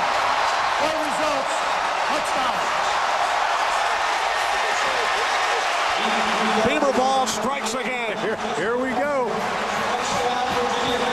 I think Frank may have gotten their attention about special teams or lack of attention to special teams. Look at the right side of your screen. Rashad Carmichael comes in. They give you a block look. So all of a sudden you're thinking punt block. Not only do they set up a return, but they set up a reverse on the return. Look at all the Kansas Jayhawks moving left. There's your wall. Look at that wall set up. You always worry about the punt block in that situation. They come back and get you with a great punt return.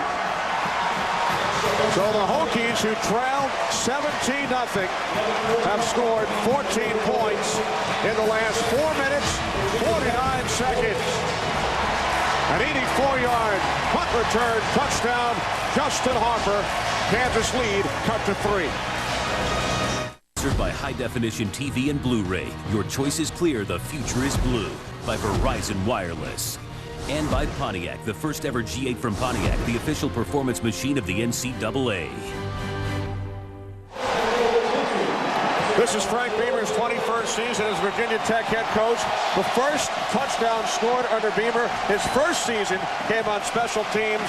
The touchdown moments ago on the punt return scored by Justin Harper, the 41st special teams touchdown in Frank Beamer's 21 seasons. Yeah, we talked about it before the game, about how important it was, and he's in charge of special teams and made a major emphasis. And a lot of starters, unlike many schools, a lot of starters are on those special teams. He puts his best players out.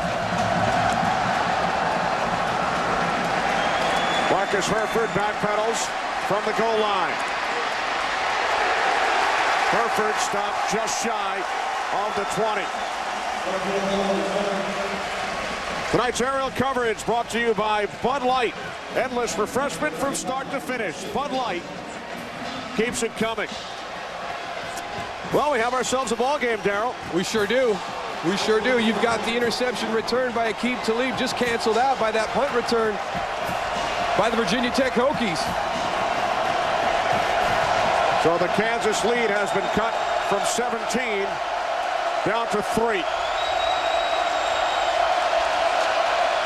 Reesing on 1st and 10 from the 20.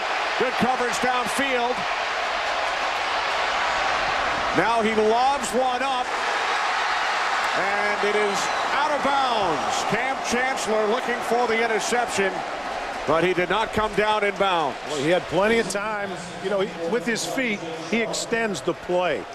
Looks downfield. I think he tried to force that one a little bit, but look at the coverage.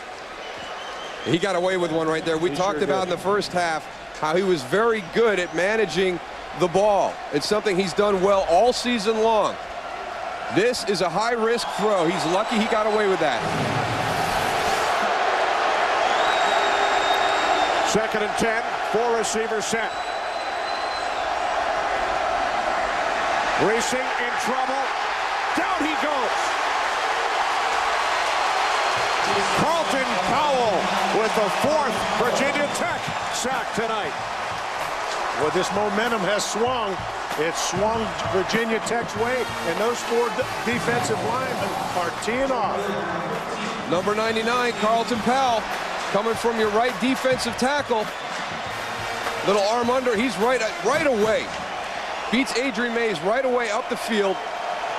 And again, that is going to be the critical thing. If your tackles are getting up into the face of Todd Reesing, he has nowhere to step up. Hokies 3rd in the nation in sacks. Shovel pass to Sharp, and he is wrapped up and brought down by Vince Hall. Well, 2 great series. 2 great defensive series by Virginia Tech. Now you got to go back and punt the ball again. They went with the return on last time. If I'm Kansas, I'm thinking pressure. Frank Beamer's going to be coming after him this time. You got 10 up. That's what they showed last time. It came with a return. Rashad Carmichael, number 21, in on the left side. Now he's back out to cover. They're coming from the opposite side. They've got a free guy. They're going to motion him in and go man up. 10 men up for the Hokies. Eddie Royal back deep. Kyle Tucker. Good kick. Takes a Kansas bounce. What a great kick. And finally comes to a stop at the 18-yard line. A 63-yard punt, season long by Tucker. Is a finalist for the Pontiac Game-Changing Performance of the Year. The Tigers have already won a $5,000 scholarship from Pontiac for kicking the game-winning field goal twice to beat Florida.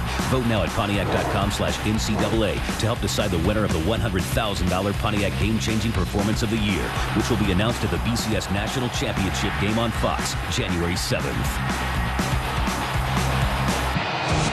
Moments ago here in Miami, a potential game-changing play. The 84-yard punt return touchdown by Virginia Tech's Justin Harper. Sean Glennon going deep. And a penalty marker pass intended for Josh Morgan. Chris Harris on the coverage. Chris Harris had good coverage. He panicked it. I think he looked up and saw the ball underthrown, felt he was out of position. I have to admit, that did surprise me a little bit right there. Defense, number 16, 15-yard penalty, automatic, first down. As you pointed out, Coach, you watch, he's in good position right here against Josh Morgan. Now he turns around, finds the ball, it's underthrown, he gives him a little tug right there to try and get back and make a play. Right here is where he gets in trouble. Yeah, just a little jostling in there. I was anticipating a little more Brandon Orr. Here he is. Nice move. First down to the 47-yard line before he was finally tackled by Rivera, or gains 14. Boy, did he make Joe Mortensen stop his feet. Joe Mortensen's just got to run through this. He plays it perfectly. He does everything except make the tackle. Watch Brandon Orr freeze number 8. Here he comes, unblocked, right in the hole, freezes him right in his tracks, bounces outside.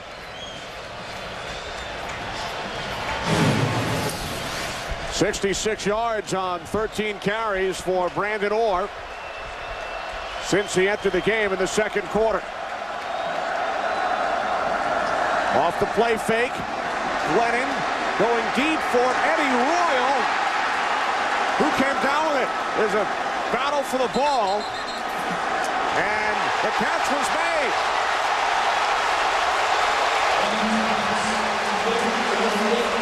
Eddie Royal still down. Royal with help from the tight end, Greg Boone.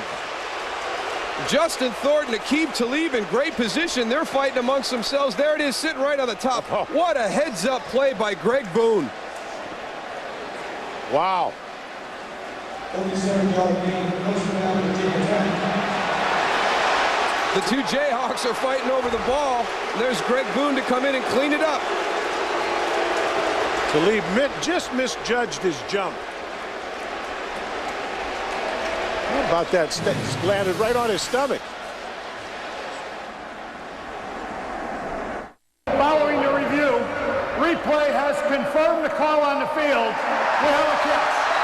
First down, Virginia Tech.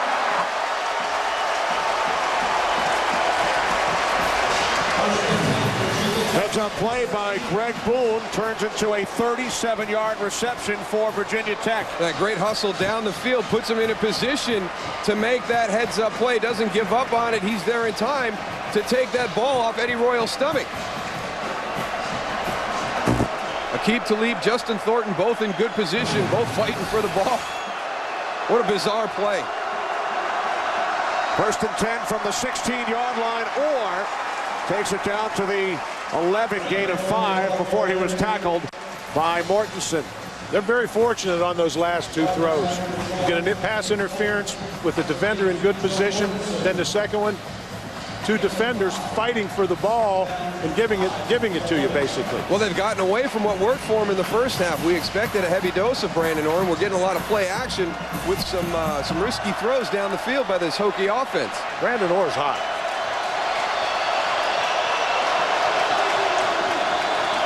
Second and 5, this is Orr. Looks to turn the corner, but is forced out of bounds by Chris Harris, along with Darryl Stuckey.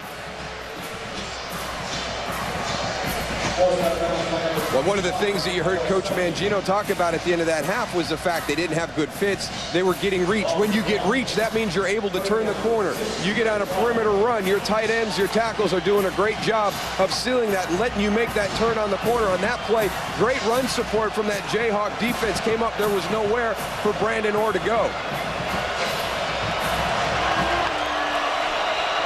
He lost a yard. It's now 3rd down and 6. They keep it on the ground with Orr.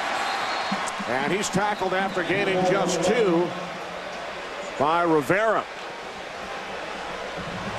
So the Hokies facing a 4th down.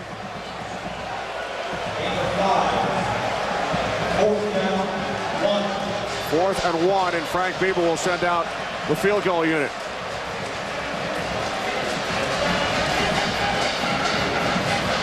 Think he's pulled out enough tricks out of the special teams hat tonight, Coach? You think he might be? I think he's going to tie the ball game right here. He doesn't want to take the chance. He has all the momentum.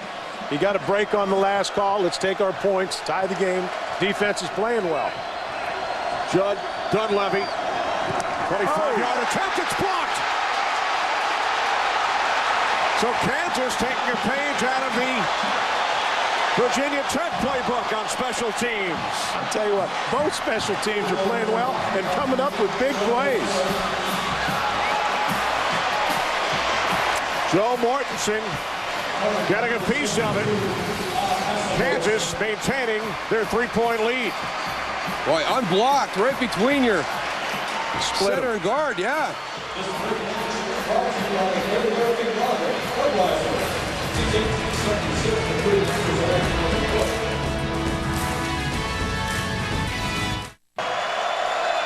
Virginia Tech drove 67 yards downfield, but come away with nothing following the blocked field goal. Kansas 1st and 10 from their own 20. Reesing to Meyer. Ball came loose, incomplete. Brandon Flowers, the native of Delray Beach, Florida, made the hit.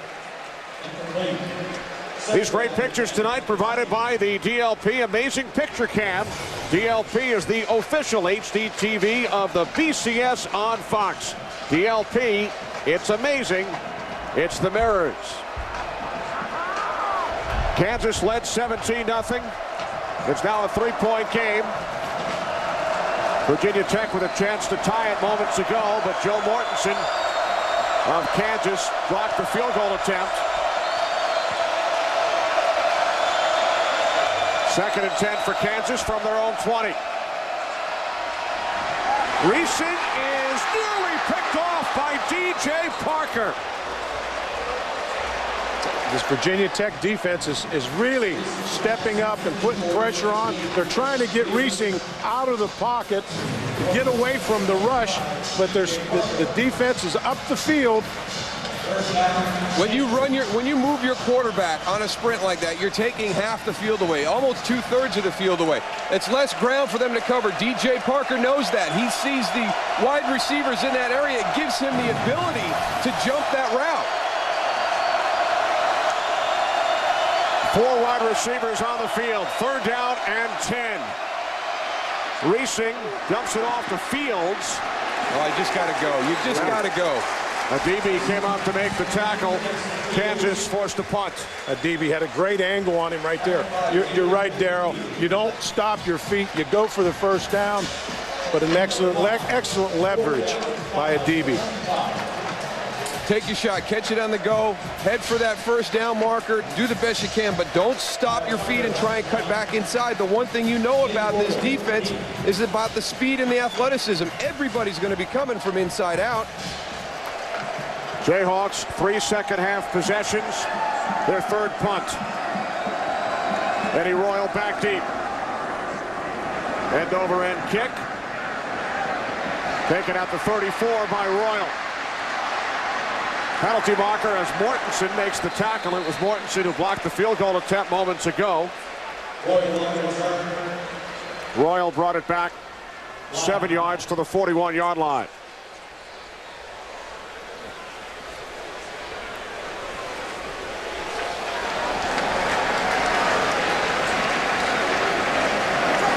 On the return, illegal block in the back. Number 53, 10-yard penalty, spot of the foul. 1st down, Virginia Tech.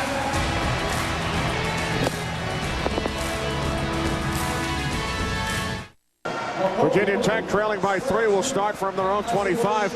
Coach, are you surprised at all that we have not seen Tyrod Taylor since the 1st quarter? I am surprised because predominantly they've been running. They've taken some shots, but they've been running the ball, and he gives you a little bit more in the run game.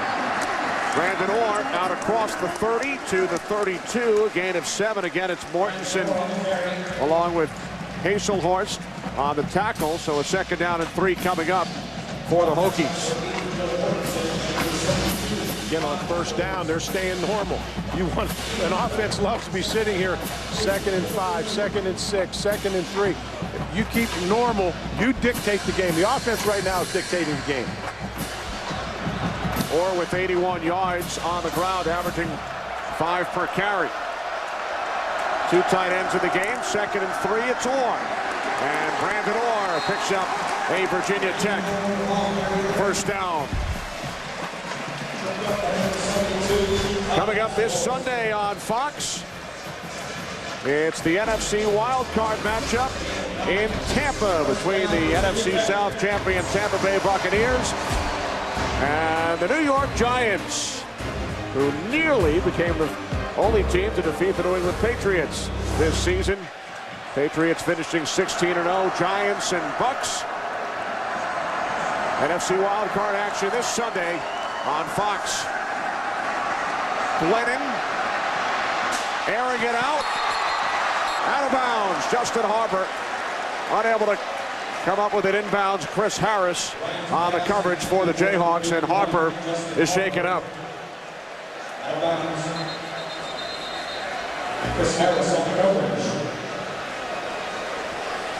Again, they're running the play action, taking deep shots down the field, Coach.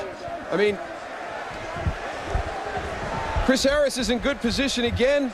Ball's thrown outside, but I can't figure it out. Every time they run Brandon Orr, they're getting big chunks of yards, staying ahead of the chains. They go to play action, and they're going for the home run every time. They're getting a little impatient.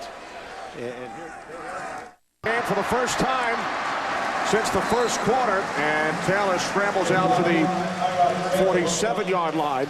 Gain of 6. There's that other element that you're talking about, Coach. The fact that, you know, when Tyrod Taylor's in the game, you've also got the quarterback you have to contend with in this running game. It opens up some opportunities on the outside with some option runs. It gives you more to defend. Virginia Tech's been in a 2 tight end offense with 1 back, which is a run formation, but you can throw out of it. With Taylor in the game, it opens up the running game, gives you more options. Glennon back in, 3rd down and 4. Hokies have to get across midfield. Glennon in trouble. Down he goes at the 47-yard line.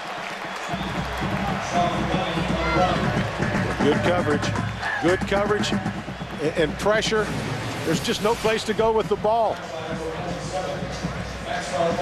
I agree with you. They're getting impatient. Tyrod Taylor comes in, gets 7 yards on the carry.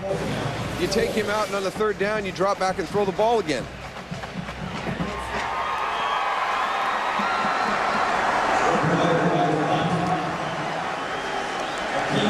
Brett Bowden will punt. Aqib Talib back deep for Kansas. We had a 17-yard return earlier. This time calls for the fair catch at the 12-yard line. Tackled by Vince Hall after a 37-yard pickup. Good, strong play action, which held the linebackers. Good, hit the football, bringing a crossing route behind the linebackers. Nice touch. Nice touch. Right over Chancellor's head. Big gain. Well, you can see Xavier Adibi and Vince Hall move to the right on that play action. Opened up that 2nd level on the crossing route. Four wide receivers set from the 49. Reesing dropped by Briscoe. Desmond Briscoe is looking to make a big play. He knew that he had Cam Chancellor to beat with an opportunity to go to the end zone. He took his eyes off the ball right at the point of the catch. Well, it looks like Kansas is getting some type of a rhythm, getting the ball and throwing with some confidence right now and getting a little better protection.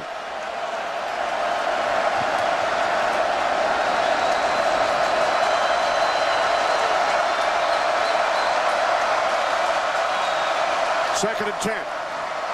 Reesing, Briscoe, Incomplete. He's getting so much pressure. That ball's got to come out quick. The defensive ends are up the field, and he can feel that pressure. The ball's coming out. That's what you call hanging him out to dry. Yeah, well, you talked about they're having a little bit more pressure. The play action helped here. They hand that fake little handoff inside. There's your inside receiver. He's going to come across and kind of put Cam Chancellor, force him to step up and go after that run. Here comes that crossing route right in behind that area where he was trying to get up there, make a play, be an impact player in the running game. They took advantage of his aggressive style. And that 37-yard pickup, Darrell, more yards than Kansas gained on their previous 15 plays combined. As Reesing lobs one up, it's deflected, incomplete, and for the fourth time this quarter, Kansas forced to punt. They've had him frustrated this evening, and he's made a couple of decisions that you normally don't see Todd Reesing make. There's another one right there. They do a good job playing that screenplay. It's hurt Virginia Tech's defense a couple of times. They're getting that big pass rush, and they're just slipping somebody beyond that coverage. They defended it well that time. Todd Reesing has to just understand, hey, they won that play. Let me get rid of it and live to play another down. It's a fake. McAnderson throws a pass, and it's caught for a first down and more by Micah Brown. They've been bringing the defender off of the wide receiver and uncovering him. If they show it too quick, Kansas is able to audible to the up back and throw the ball. They've been uncovering him, but he showed it too soon. Yeah, the big thing is when the kids, they've gone inside, these guys have come in and been blockers. On this one, they stay outside. That should have been a heads up right away for Virginia Tech. They did not come in and match numbers. They stayed outside. So another huge special teams play by the Jayhawks. Reesing out of bounds at the 1, Dexton Fields. A 28-yard pass play. That's the thing about this Kansas offense. They're dormant for nearly a quarter, and all of a sudden, it's a big strike, and followed by another big strike. Good route combination. We saw it earlier. Desmond Briscoe takes everybody inside. They've got the corner route out to Dexton Fields. First and goal from the Virginia Tech 1. This drive started all the way back at the 12-yard line. McAnderson, stutter step. Ball's out. Ball came loose. And it looks like the Jayhawks have recovered. Well, there's a lesson for any young running backs out there. You can't reach that goal across the goal line, the ball across the goal line. That was a risky play by Brandon McAnderson.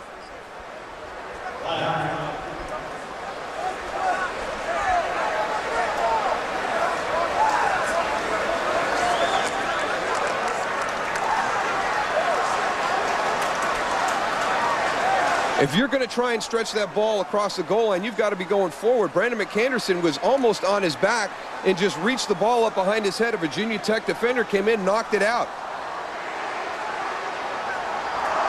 Following the play, dead ball, personal foul on the offense, number 50.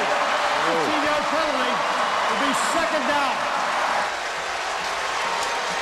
Boy, that is uncharacteristic for this Kansas team. They've been a smart ball club and not a team that beats themselves. Now you go from the 1-yard line. It looked like he was down. Well, it looks like he might be down, too. I can't tell if he's laying on a Xavier DB. Guys, that is the 4th penalty called against Kansas today. All 4 have been 15-yard penalties.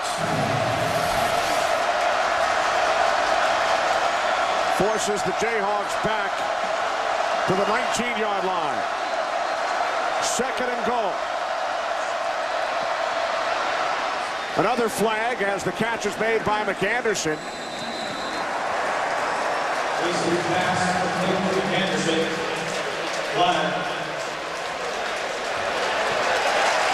The 5th Kansas penalty. Well, if they're not careful, they're going to take themselves out of field goal range.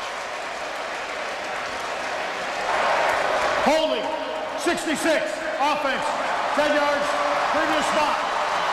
That's on the left guard, Adrian Mays. Coming into this game, the Jayhawks, the least penalized team in the nation, averaging only 4 penalties per game. 2 big ones on this drive. Keep in mind, they had the ball on the 1-yard line, 1st and goal. That's exactly right. And again, this is a team that never beats itself. You go from the 1-yard line, now you're to the 30-yard line. You've got a defensive line that's about ready to tee off and come after you again. 2nd and goal from the 30.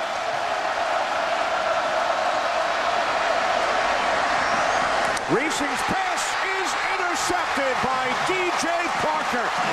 His 3rd interception of the season. There is a flag following the pick.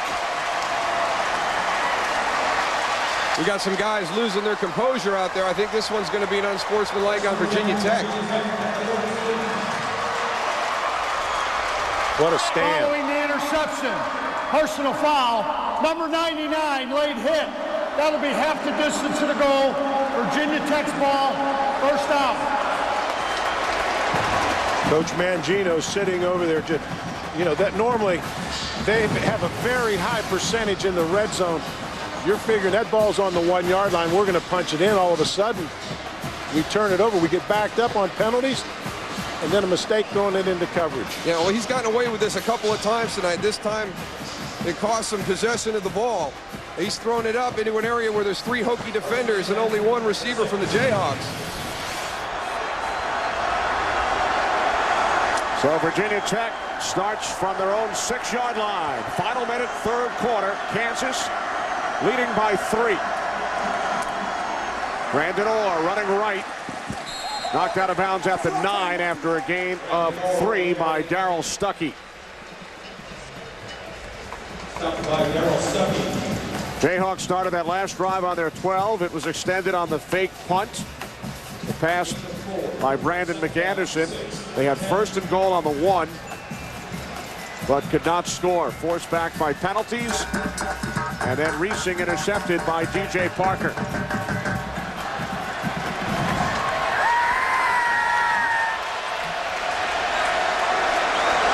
Second down and 7. Glennon to the outside. Josh Morgan picks up a Virginia Tech 1st down. Hakeem Talib made the tackle. Hokies move the chains. Chris Long is a candidate for the AT&T All-America Player of the Year. To vote for Long, text VOTE to 87654 on your AT&T wireless phone or go to foxallamerica.com. You could win a trip to next year's national championship game. The Hokies know all about Chris Long. Back on November 24th, Virginia Tech traveled to Charlottesville and beat the Cavaliers 33-21. He gets off the ball like that. Certainly does. Big hole for Brandon Orr. He picks up a 1st. And that takes us to the end of the 3rd quarter. His dad Howie was up here in the booth with me last year. Was he? At the Sugar Bowl. Well, Howie, I'm sure Howie's very proud of him. What a great year he had. We head to the 4th quarter here in Miami. Jayhawks over the Hokies by 3. The Fox pregame crew travels to the BCS Bowl games, powered by NetJets with their marquee jet card. Chris Rose, Jimmy Johnson, over the last 48 hours, guys, have gone from New Orleans out to Phoenix and out of Miami. Thanks to Marquis Jet. First play of the 4th quarter. Glennon's pass is gathered in by Josh Morgan at the 47-yard line, but now he's ruled out of bounds. That's a good job by the officials. One didn't have a good... Incomplete. One official had a good look at it and overruled the other one. The other one wasn't sure. You could tell when he approached the receiver. Looks like both feet came down simultaneously.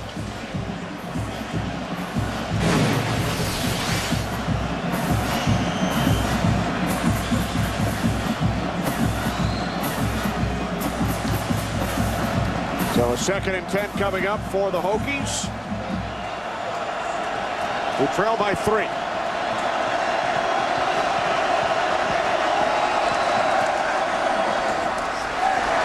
Pass caught by the fullback, Carlton Weatherford. Now I know that gets you fired up. Took 3 guys to get him down. For a whole, what, 2 yards. You've been waiting for that. I've been waiting for it. Well, Carlton working hard all night long. They finally throw him a bone. Mike Rivera had that sniffed out. 3rd down and 8. Weatherford, the former walk-on, 4.0 grade point average in graduate school. All-American defensive lineman, but perfect GPA fullbacks, Kenny. 3rd down and 8. Lennon's pass incomplete, deflected away from Justin Harper. Well, Virginia Tech continues to give Kansas opportunities. We've been talking about this play calling all night long, and the one drive that Virginia Tech really executed well was at the end of the first half, when it was just a steady dose of Brandon Orr, 11 carries right down the field for a touchdown. They've sprinkled it in here and there, but they've thrown the ball deep a lot. They just haven't been able to get back into that rhythm because they're moving away from what they did well on that scoring drive right at the end of the half. Punt nearly blocked.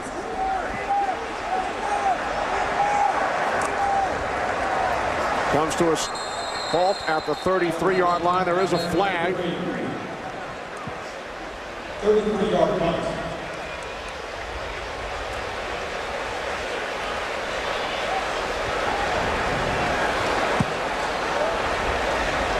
Well, Frank Beamer has to be very disappointed in the way his special teams has played this evening. It's always been a decided advantage for Virginia Tech. You talked about Kansas breaking even, Coach. I think they're ahead. No foul on the play. The block in question was legal. 1st down, Kansas.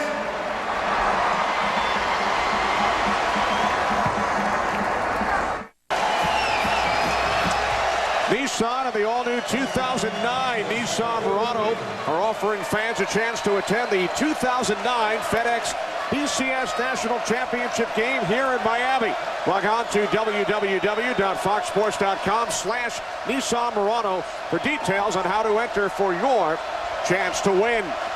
Kansas with a 3-point lead, early 4th quarter, starting from their own 33-yard line. Racing moving to his right, wrapped up by Carlton Powell and taken down, the 5th Virginia Tech sack tonight, the 2nd for Powell. Boy, he's become unblockable here in this second half. They're not bringing any pressure. Carlton Powell is just beating his guy one-on-one. A great spin move that time. We've seen an arm under with a rip move to get on the upfield shoulder. That time he counters with an inside spin move.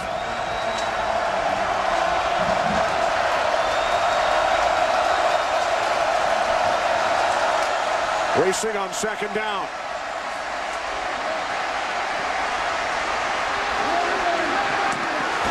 Wow, what a hit. What a hit by Cody Grimm. There's another textbook tackle. Kept his feet and ran right through him.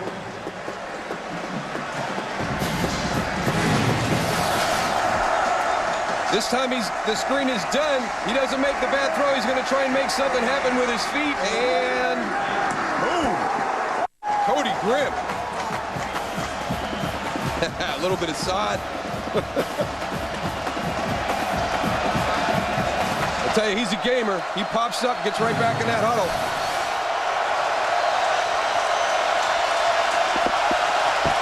Third down and 10. Jayhawks have to get to the 43 for a 1st down. And they cannot pass intended for Dexton Fields. Again, it looked like he was trying to force that ball in there. There was no throw. Yeah, he had numbers on the left side. When he went out to the right side, Virginia Tech had it covered well. They had an extra defender on that side of the field. The matchup he wanted was to his left. He had numbers on the left side of the field. Still trying to get the grass out of Reesing's helmet and face mask. Tucker punting from his own 22. Tucker's done a nice job today. Takes a Kansas bounce. And finally stops at the 9-yard line. A 58-yard punt and roll, pitting the Hokies deep in their own territory.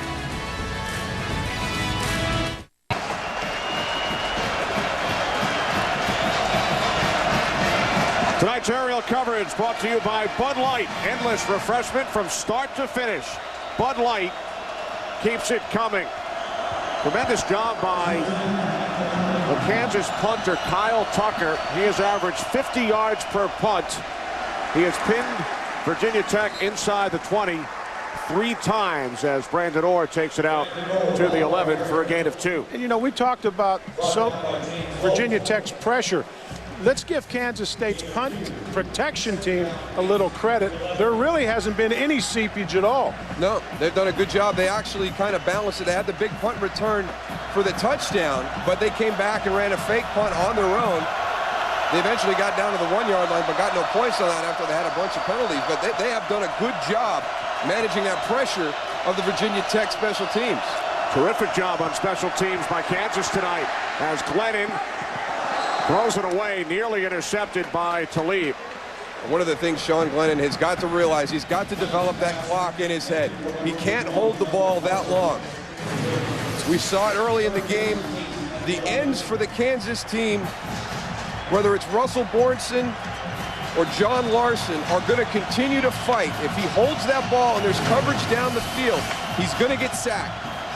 He's got to get that ball out of his hands. Just throw it away. 4 sacks in the first quarter for the Jayhawks tonight. 3rd down and 8. Virginia Tech trailing by 3. And this time Glennon is intercepted by Justin Thornton. And Thornton takes it inside the 5. The 3rd interception for the Jayhawks defense. Kansas has enough confidence in Talib to put him man for man isolated on this side of the field. They were 3 on 2 on the other side. I don't understand why they won't come out and lean on that running game of Brandon Orr and that offensive line. I mean, Justin Thornton's just sitting back there playing center field, reading their eyes to see the frustration.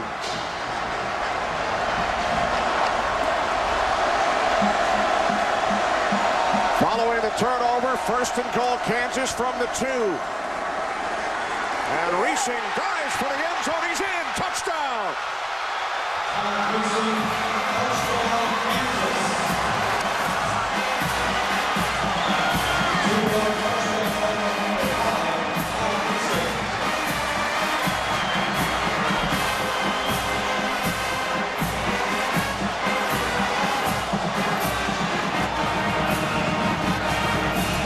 So on the first play, following the interception by Thornton, Reesing with his 3rd rushing touchdown of the season.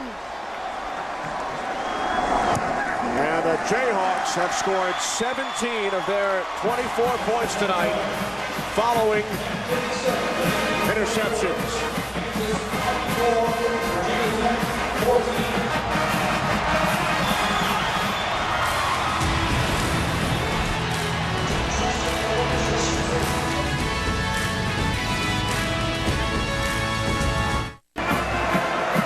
Early 4th quarter, Kansas by 10. Let's take a look through the Fox jumper scope. Well, you're going to have man coverage underneath, but you've got 2 safeties playing center field. It looks like all he has to do is get over the top of Sadiq Muhammad, but there's Justin Thornton waiting for this throw.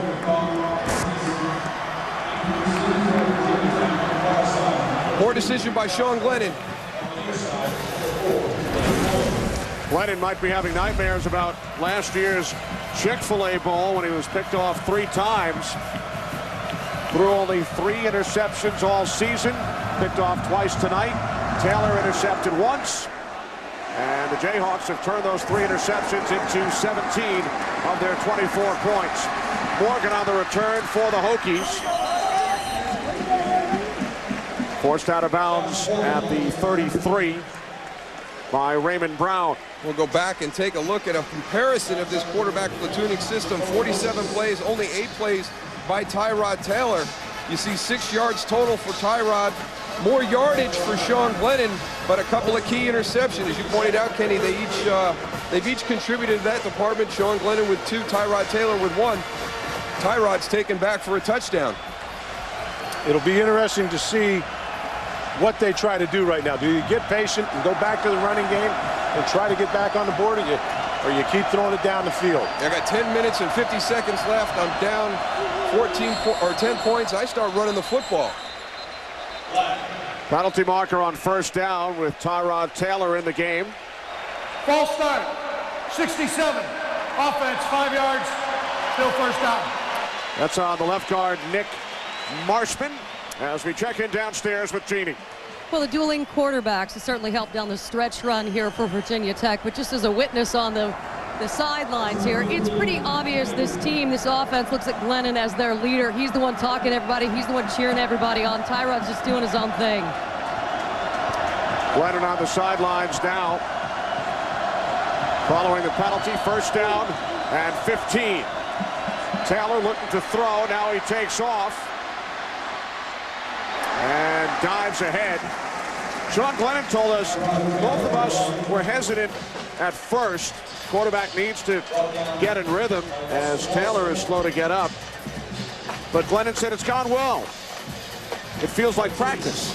Well, they've won games. And that just shows you the type of confidence and communication you have between the coaching staff and the 2 quarterbacks, because there's a lot of egos involved with a lot of quarterbacks, but for them to accept that, it tells you something about the relationship. Second down and 8. Glennon in trouble. Down he goes back at the 27-yard line. Sack number 5 for the Jayhawks. And Mike Rivera comes free on the outside. Good timing on this blitz. Virginia Tech can't account for him. He's just going to time it up perfect. Brandon Orr's got to go up inside to help in there. When they have brought pressure, they have gotten to the quarterback. Really a well-conceived defense. You said it, Darryl. He timed it up well so that they couldn't account for him in protection.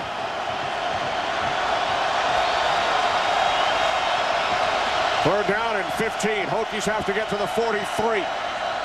Glennon with time fires across the field, out of bounds. Josh Hyman, the intended receiver. Again, good coverage and good leverage by the corner by Josh Hyman. You got to give yourself a little bit more real estate to work with on that sideline, though. You can't run your route so close to the out-of-bounds marker that there's not an ability to adjust to the ball on the outside and stay in play. I think a lot of that had to do with Chris Harris and the way he defended him. He rode his hip and just rode him out of bounds without getting his hands on him.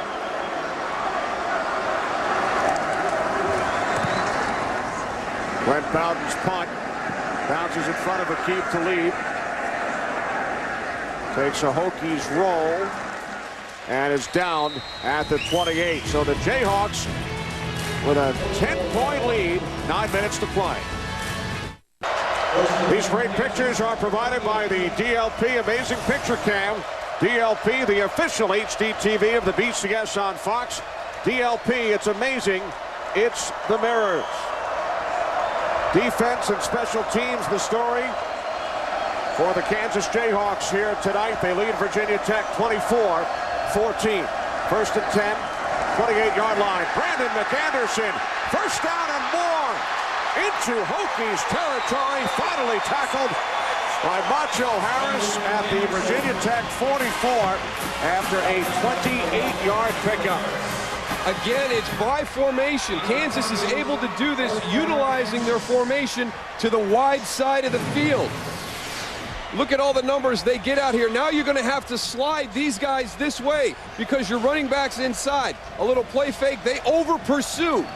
Now there's a big running lane for Brandon McAnderson to get back into, but some good formations used by Kansas's offense this evening. Racing down to the 36-yard line. He gains 8. 8.5 remaining, fourth quarter. Kansas not ranked in any of the polls prior to the season. As high as number 2 in November, highest ranking in school history. Record of 11-1. The only school in the nation in the top 15 in both total offense and total defense, and they are 8 minutes away from a victory in the FedEx Orange Bowl.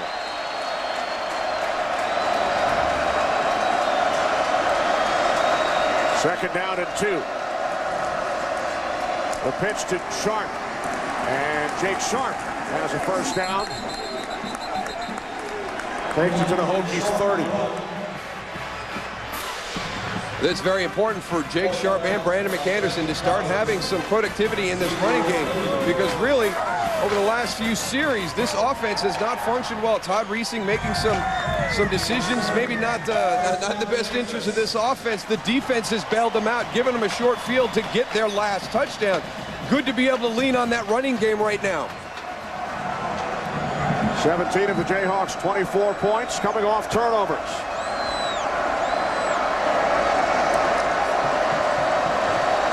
First and 10 from the 30. Sharp picks up 5 to the Hokies 25. Good job by Sharp, staying alive. Good example of a good running back play where he keeps his feet moving, doesn't make a lot of lateral cuts, and keeps moving north and south. Under 7 minutes on the clock. Fourth quarter. Third Orange Bowl appearance for the University of Kansas. Their first since 1969.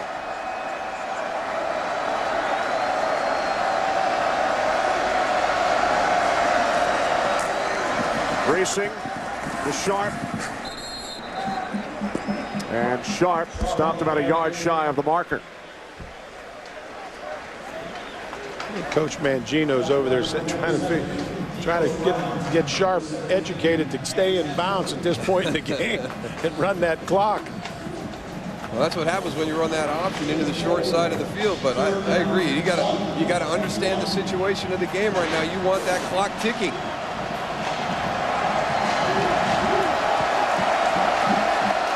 Third down and 1.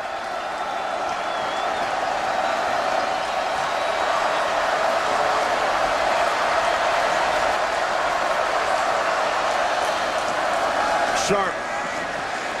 And he's wrapped up by Hall. Vince Hall comes up to make the tackle. So the Jayhawks now facing a 4th and 2. Good play by Vince Hall. He saw the little inside handoff and hit it on the move. Todd Reesing, if that's a ride and decide by Todd Reesing, if he can ride that running back and pull it and go out the back door, he'd have had a big play. Racing is going to let the play clock run down, and then Kansas will use a timeout. Timeout, Virginia Tech. Well, instead, Virginia Tech uses a timeout. We'll be back.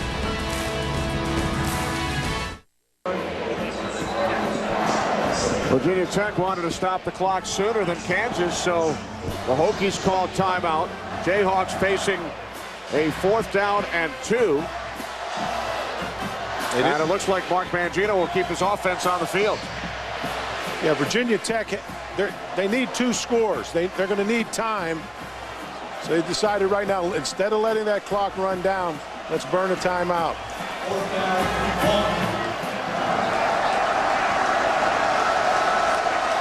4th down and 2 from the 22-yard line. Off the play fake to McAnderson. Reesing looking for the tight end find, but it was broken up by Cam Chancellor. Looked like he broke clear for 1 minute, but Chancellor reacted very well. He had him early. I mean, he's going to get on top of, I mean, there's his open right there, but when you float it, that ball gets lofted up in the air. It gives DJ Parker plenty of time to get over and make a play, but he was on top of Cam Chancellor right away. Could have got a quicker, flatter throw. I think they might have converted.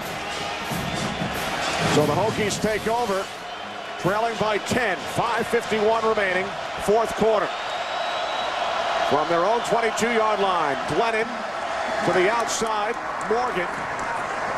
And he's tackled at the 30-yard line after picking up 8.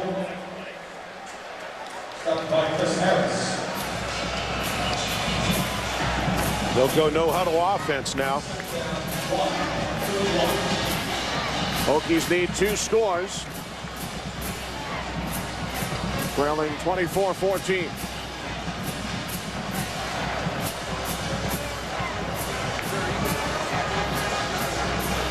Here come the chains.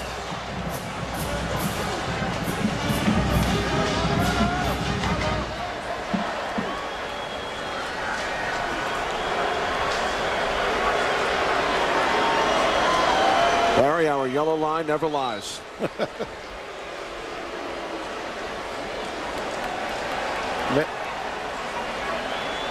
Coach Mangino is saying the same thing. That cost him a few seconds.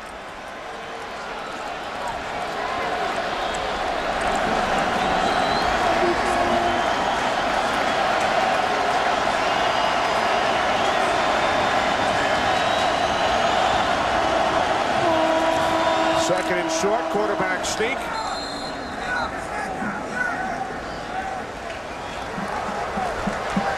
Well, as we've talked on throughout the telecast, for Kansas, defense and special teams, the big story tonight.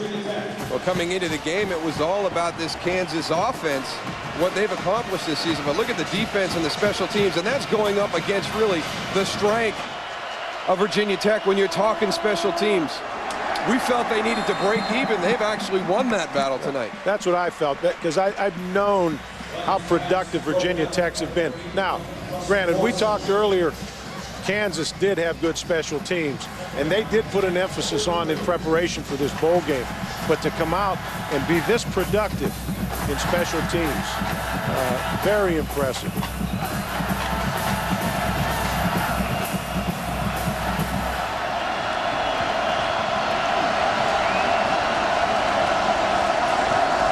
Second and 10, Glennon gets rid of it, and the catch is made at the 45-yard line for a first down by Morgan, gain of 13. There's a nice job by Sean Glennon right there, moving out to his left, a right-handed quarterback throwing back across his body into the middle of the field.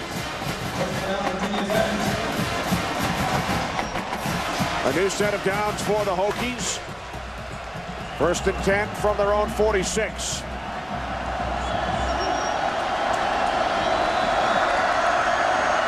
Glennon, near side, incomplete. He was looking for Royal.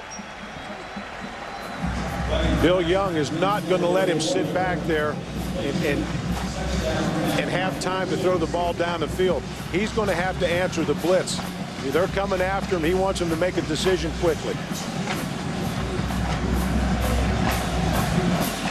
Glennon tonight, 9 of 21, 2 interceptions. He has seen the bulk of the playing time at quarterback tonight for the Hokies. Second and 10. Glennon escapes. He's across midfield and then forced out of bounds by Thornton. Clock stops with 4:43 remaining. Guys, our FedEx outstanding air performance. Kansas quarterback Todd Reesing at his numbers. 36 attempts, 19 completions, 216 yards, a touchdown, 1 interception. Also ran for a score, which gave Kansas a 10-point lead. Glennon on 3rd and 6, bobbled and dropped by Harper. He would have had a Virginia Tech first down. You got to make that play. again, Glennon is making quick decisions. The ball's coming out. He's getting blitzed every snap. His receivers have got to help him. Well, he's going to have more than a first down, Kenny. You can see right there, he took his eyes off that ball right at the point of the catch. He's coming back to the inside. A lot of that pursuit moving to the outside. He had a potential to pick up a lot of yards after that catch. Hokies now facing a 4th down and 6. And Glennon's pass is caught by Greg Boone at the Kansas 43. So the Hokies able to move the chains on 4th down. A couple of big plays by Greg Boone tonight. Little back shoulder, nice adjustment on that throw. Don't forget, he had that real heads-up play down the field, hustling down the field when that ball was laying on Eddie Royal's stomach, was down to make that play for the Hokies. Glennon this time out of bounds, intended for Harper with 4:17 remaining. We would like to extend our thanks to the sports information departments at both schools, Dave Smith, Brian Johnston at Virginia Tech, Mike Strauss and Bo White at Kansas, as well as Tom Wood, Eric Palms, Larry Wall, and the entire Orange Bowl committee, and David Parry, coordinator of officials, up here in the booth with us. Thanks to David as well. 2nd and 10 from the Kansas 43. Glenn over the top, Harper heads for the sidelines. Out of bounds at the 34 after picking up 9. Time for the All-State Good Hands play of the game. The first score tonight in the first quarter. Tyrod Taylor intercepted by Aqib Talib, who returns it 60 yards for a touchdown. Believe it or not, guys, it was the first interception return for a touchdown in the FedEx Orange Bowl since 1968. The last time an interception was returned for a score at the FedEx Orange Bowl, as Brandon Orr picks up a first down at the Kansas 31. Kansas right now only rushing with 3 defensive linemen playing a lot of coverage behind it. 4 minutes on the clock. Kansas leading by 10.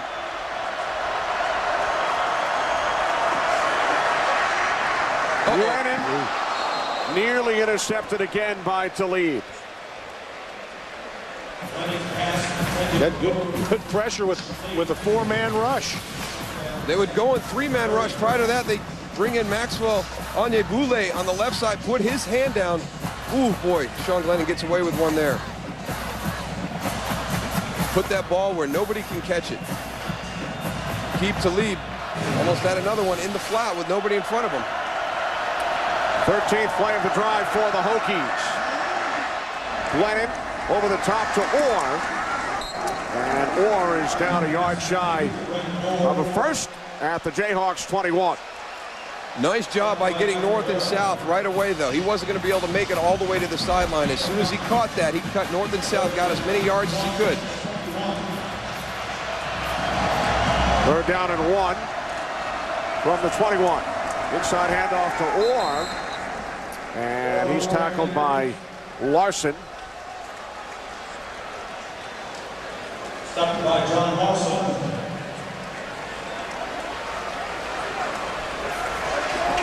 Orr did pick up the first.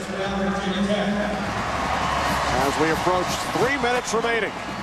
Frank Beamer's Hokies on the move, looking to pull closer. They trail by 10.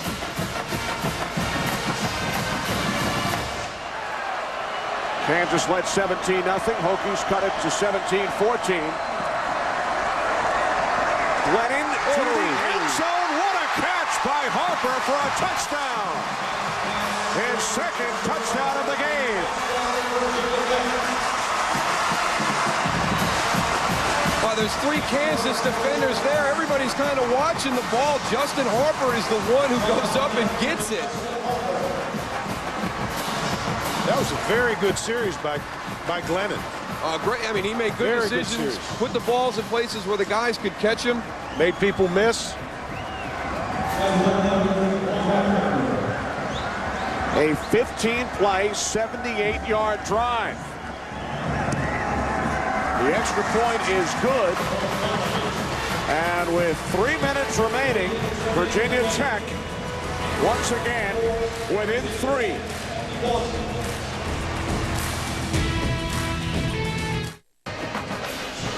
Welcome back. The 74th FedEx Orange Bowl. Kenny Albert, Darrell Johnston, Barry Alvarez, Jeannie Zalesko here in Miami. 3 minutes remaining. The Kansas lead cut to 3 following Sean Glennon's touchdown pass to Justin Harper. 81 Justin Harper. Watch at the point of the catch. Justin Harper's the one going up. The only one getting up is Justin Thornton, but he's got to come in from behind. The underneath coverage never saw the ball. Sadiq Mohammed never saw that ball. He's in decent position. He's underneath it. Boy, threw it in there. All right, Coach, what do you do? Do you onside kick it? Do you kick it deep and play defense? You got 2 timeouts, 3 minutes left? Got to onside kick it. 2 timeouts.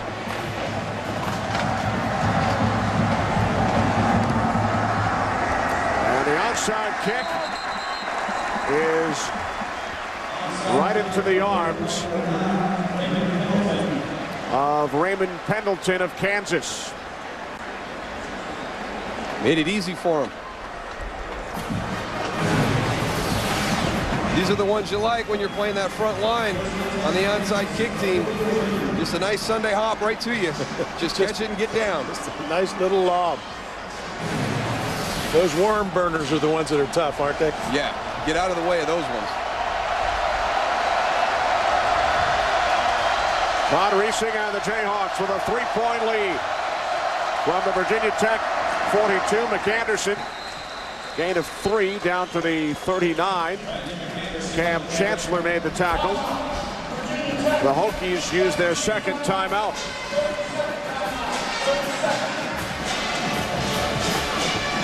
We'll go back and take a look at that touchdown by Virginia Tech. Coming out of the slot. Take Aqib Talib out of the play. Here comes your post route there. He's got his eyes back at his quarterback. He sees the ball. Sadiq Mohammed never saw it. Was in a position to make a play on it.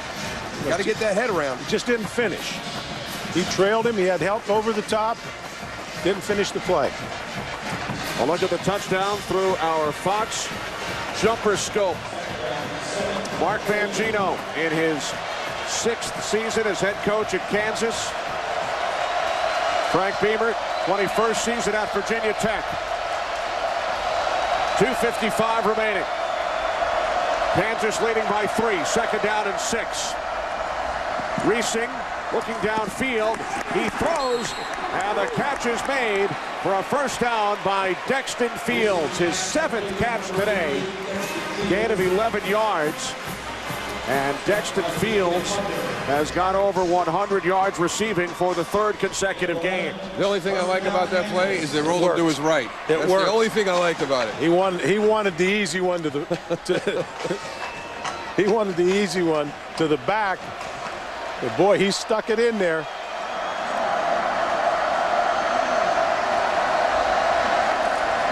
From the 29, McAnderson. And McAnderson works his way down to the 22-yard line. And the Hokies will use their final timeout.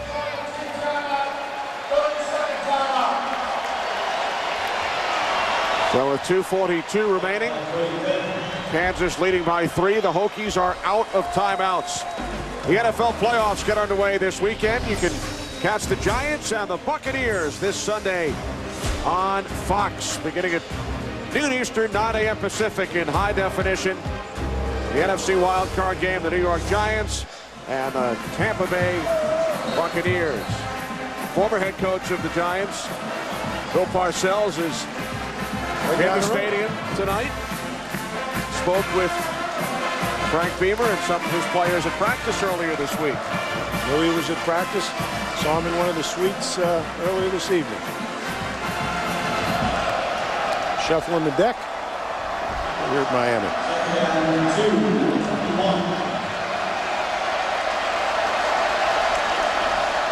Second down and 2 for the Jayhawks. Virginia Tech out of timeouts.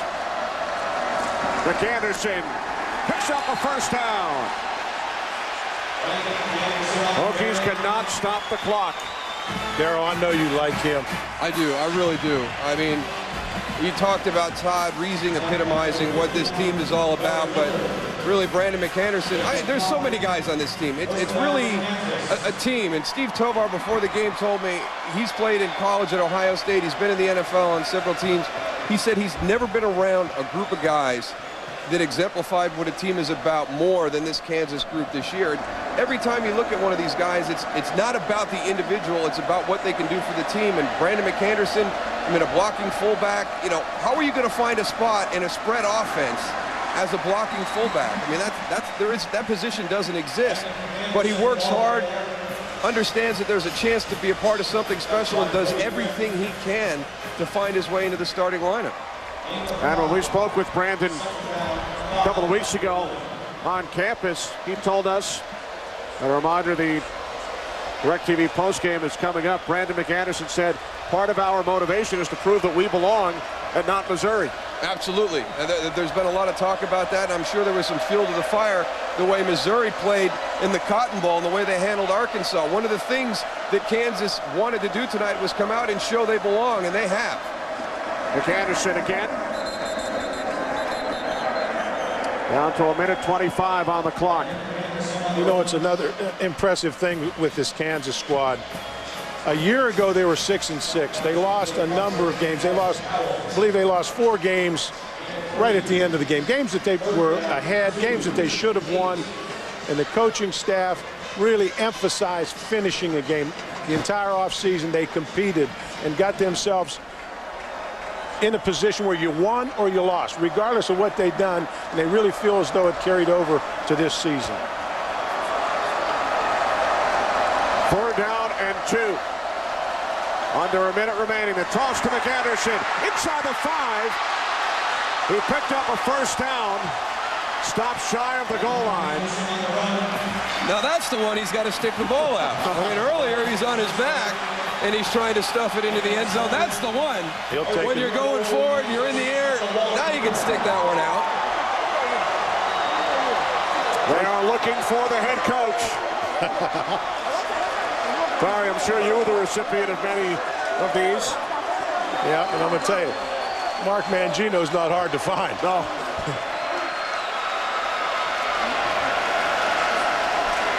What a great win for them.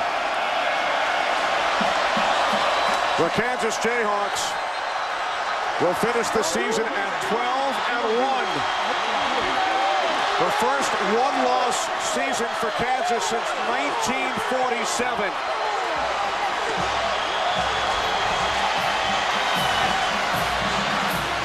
They're not going to let him get out of there without the Gatorade bath, are they? I think he had protection.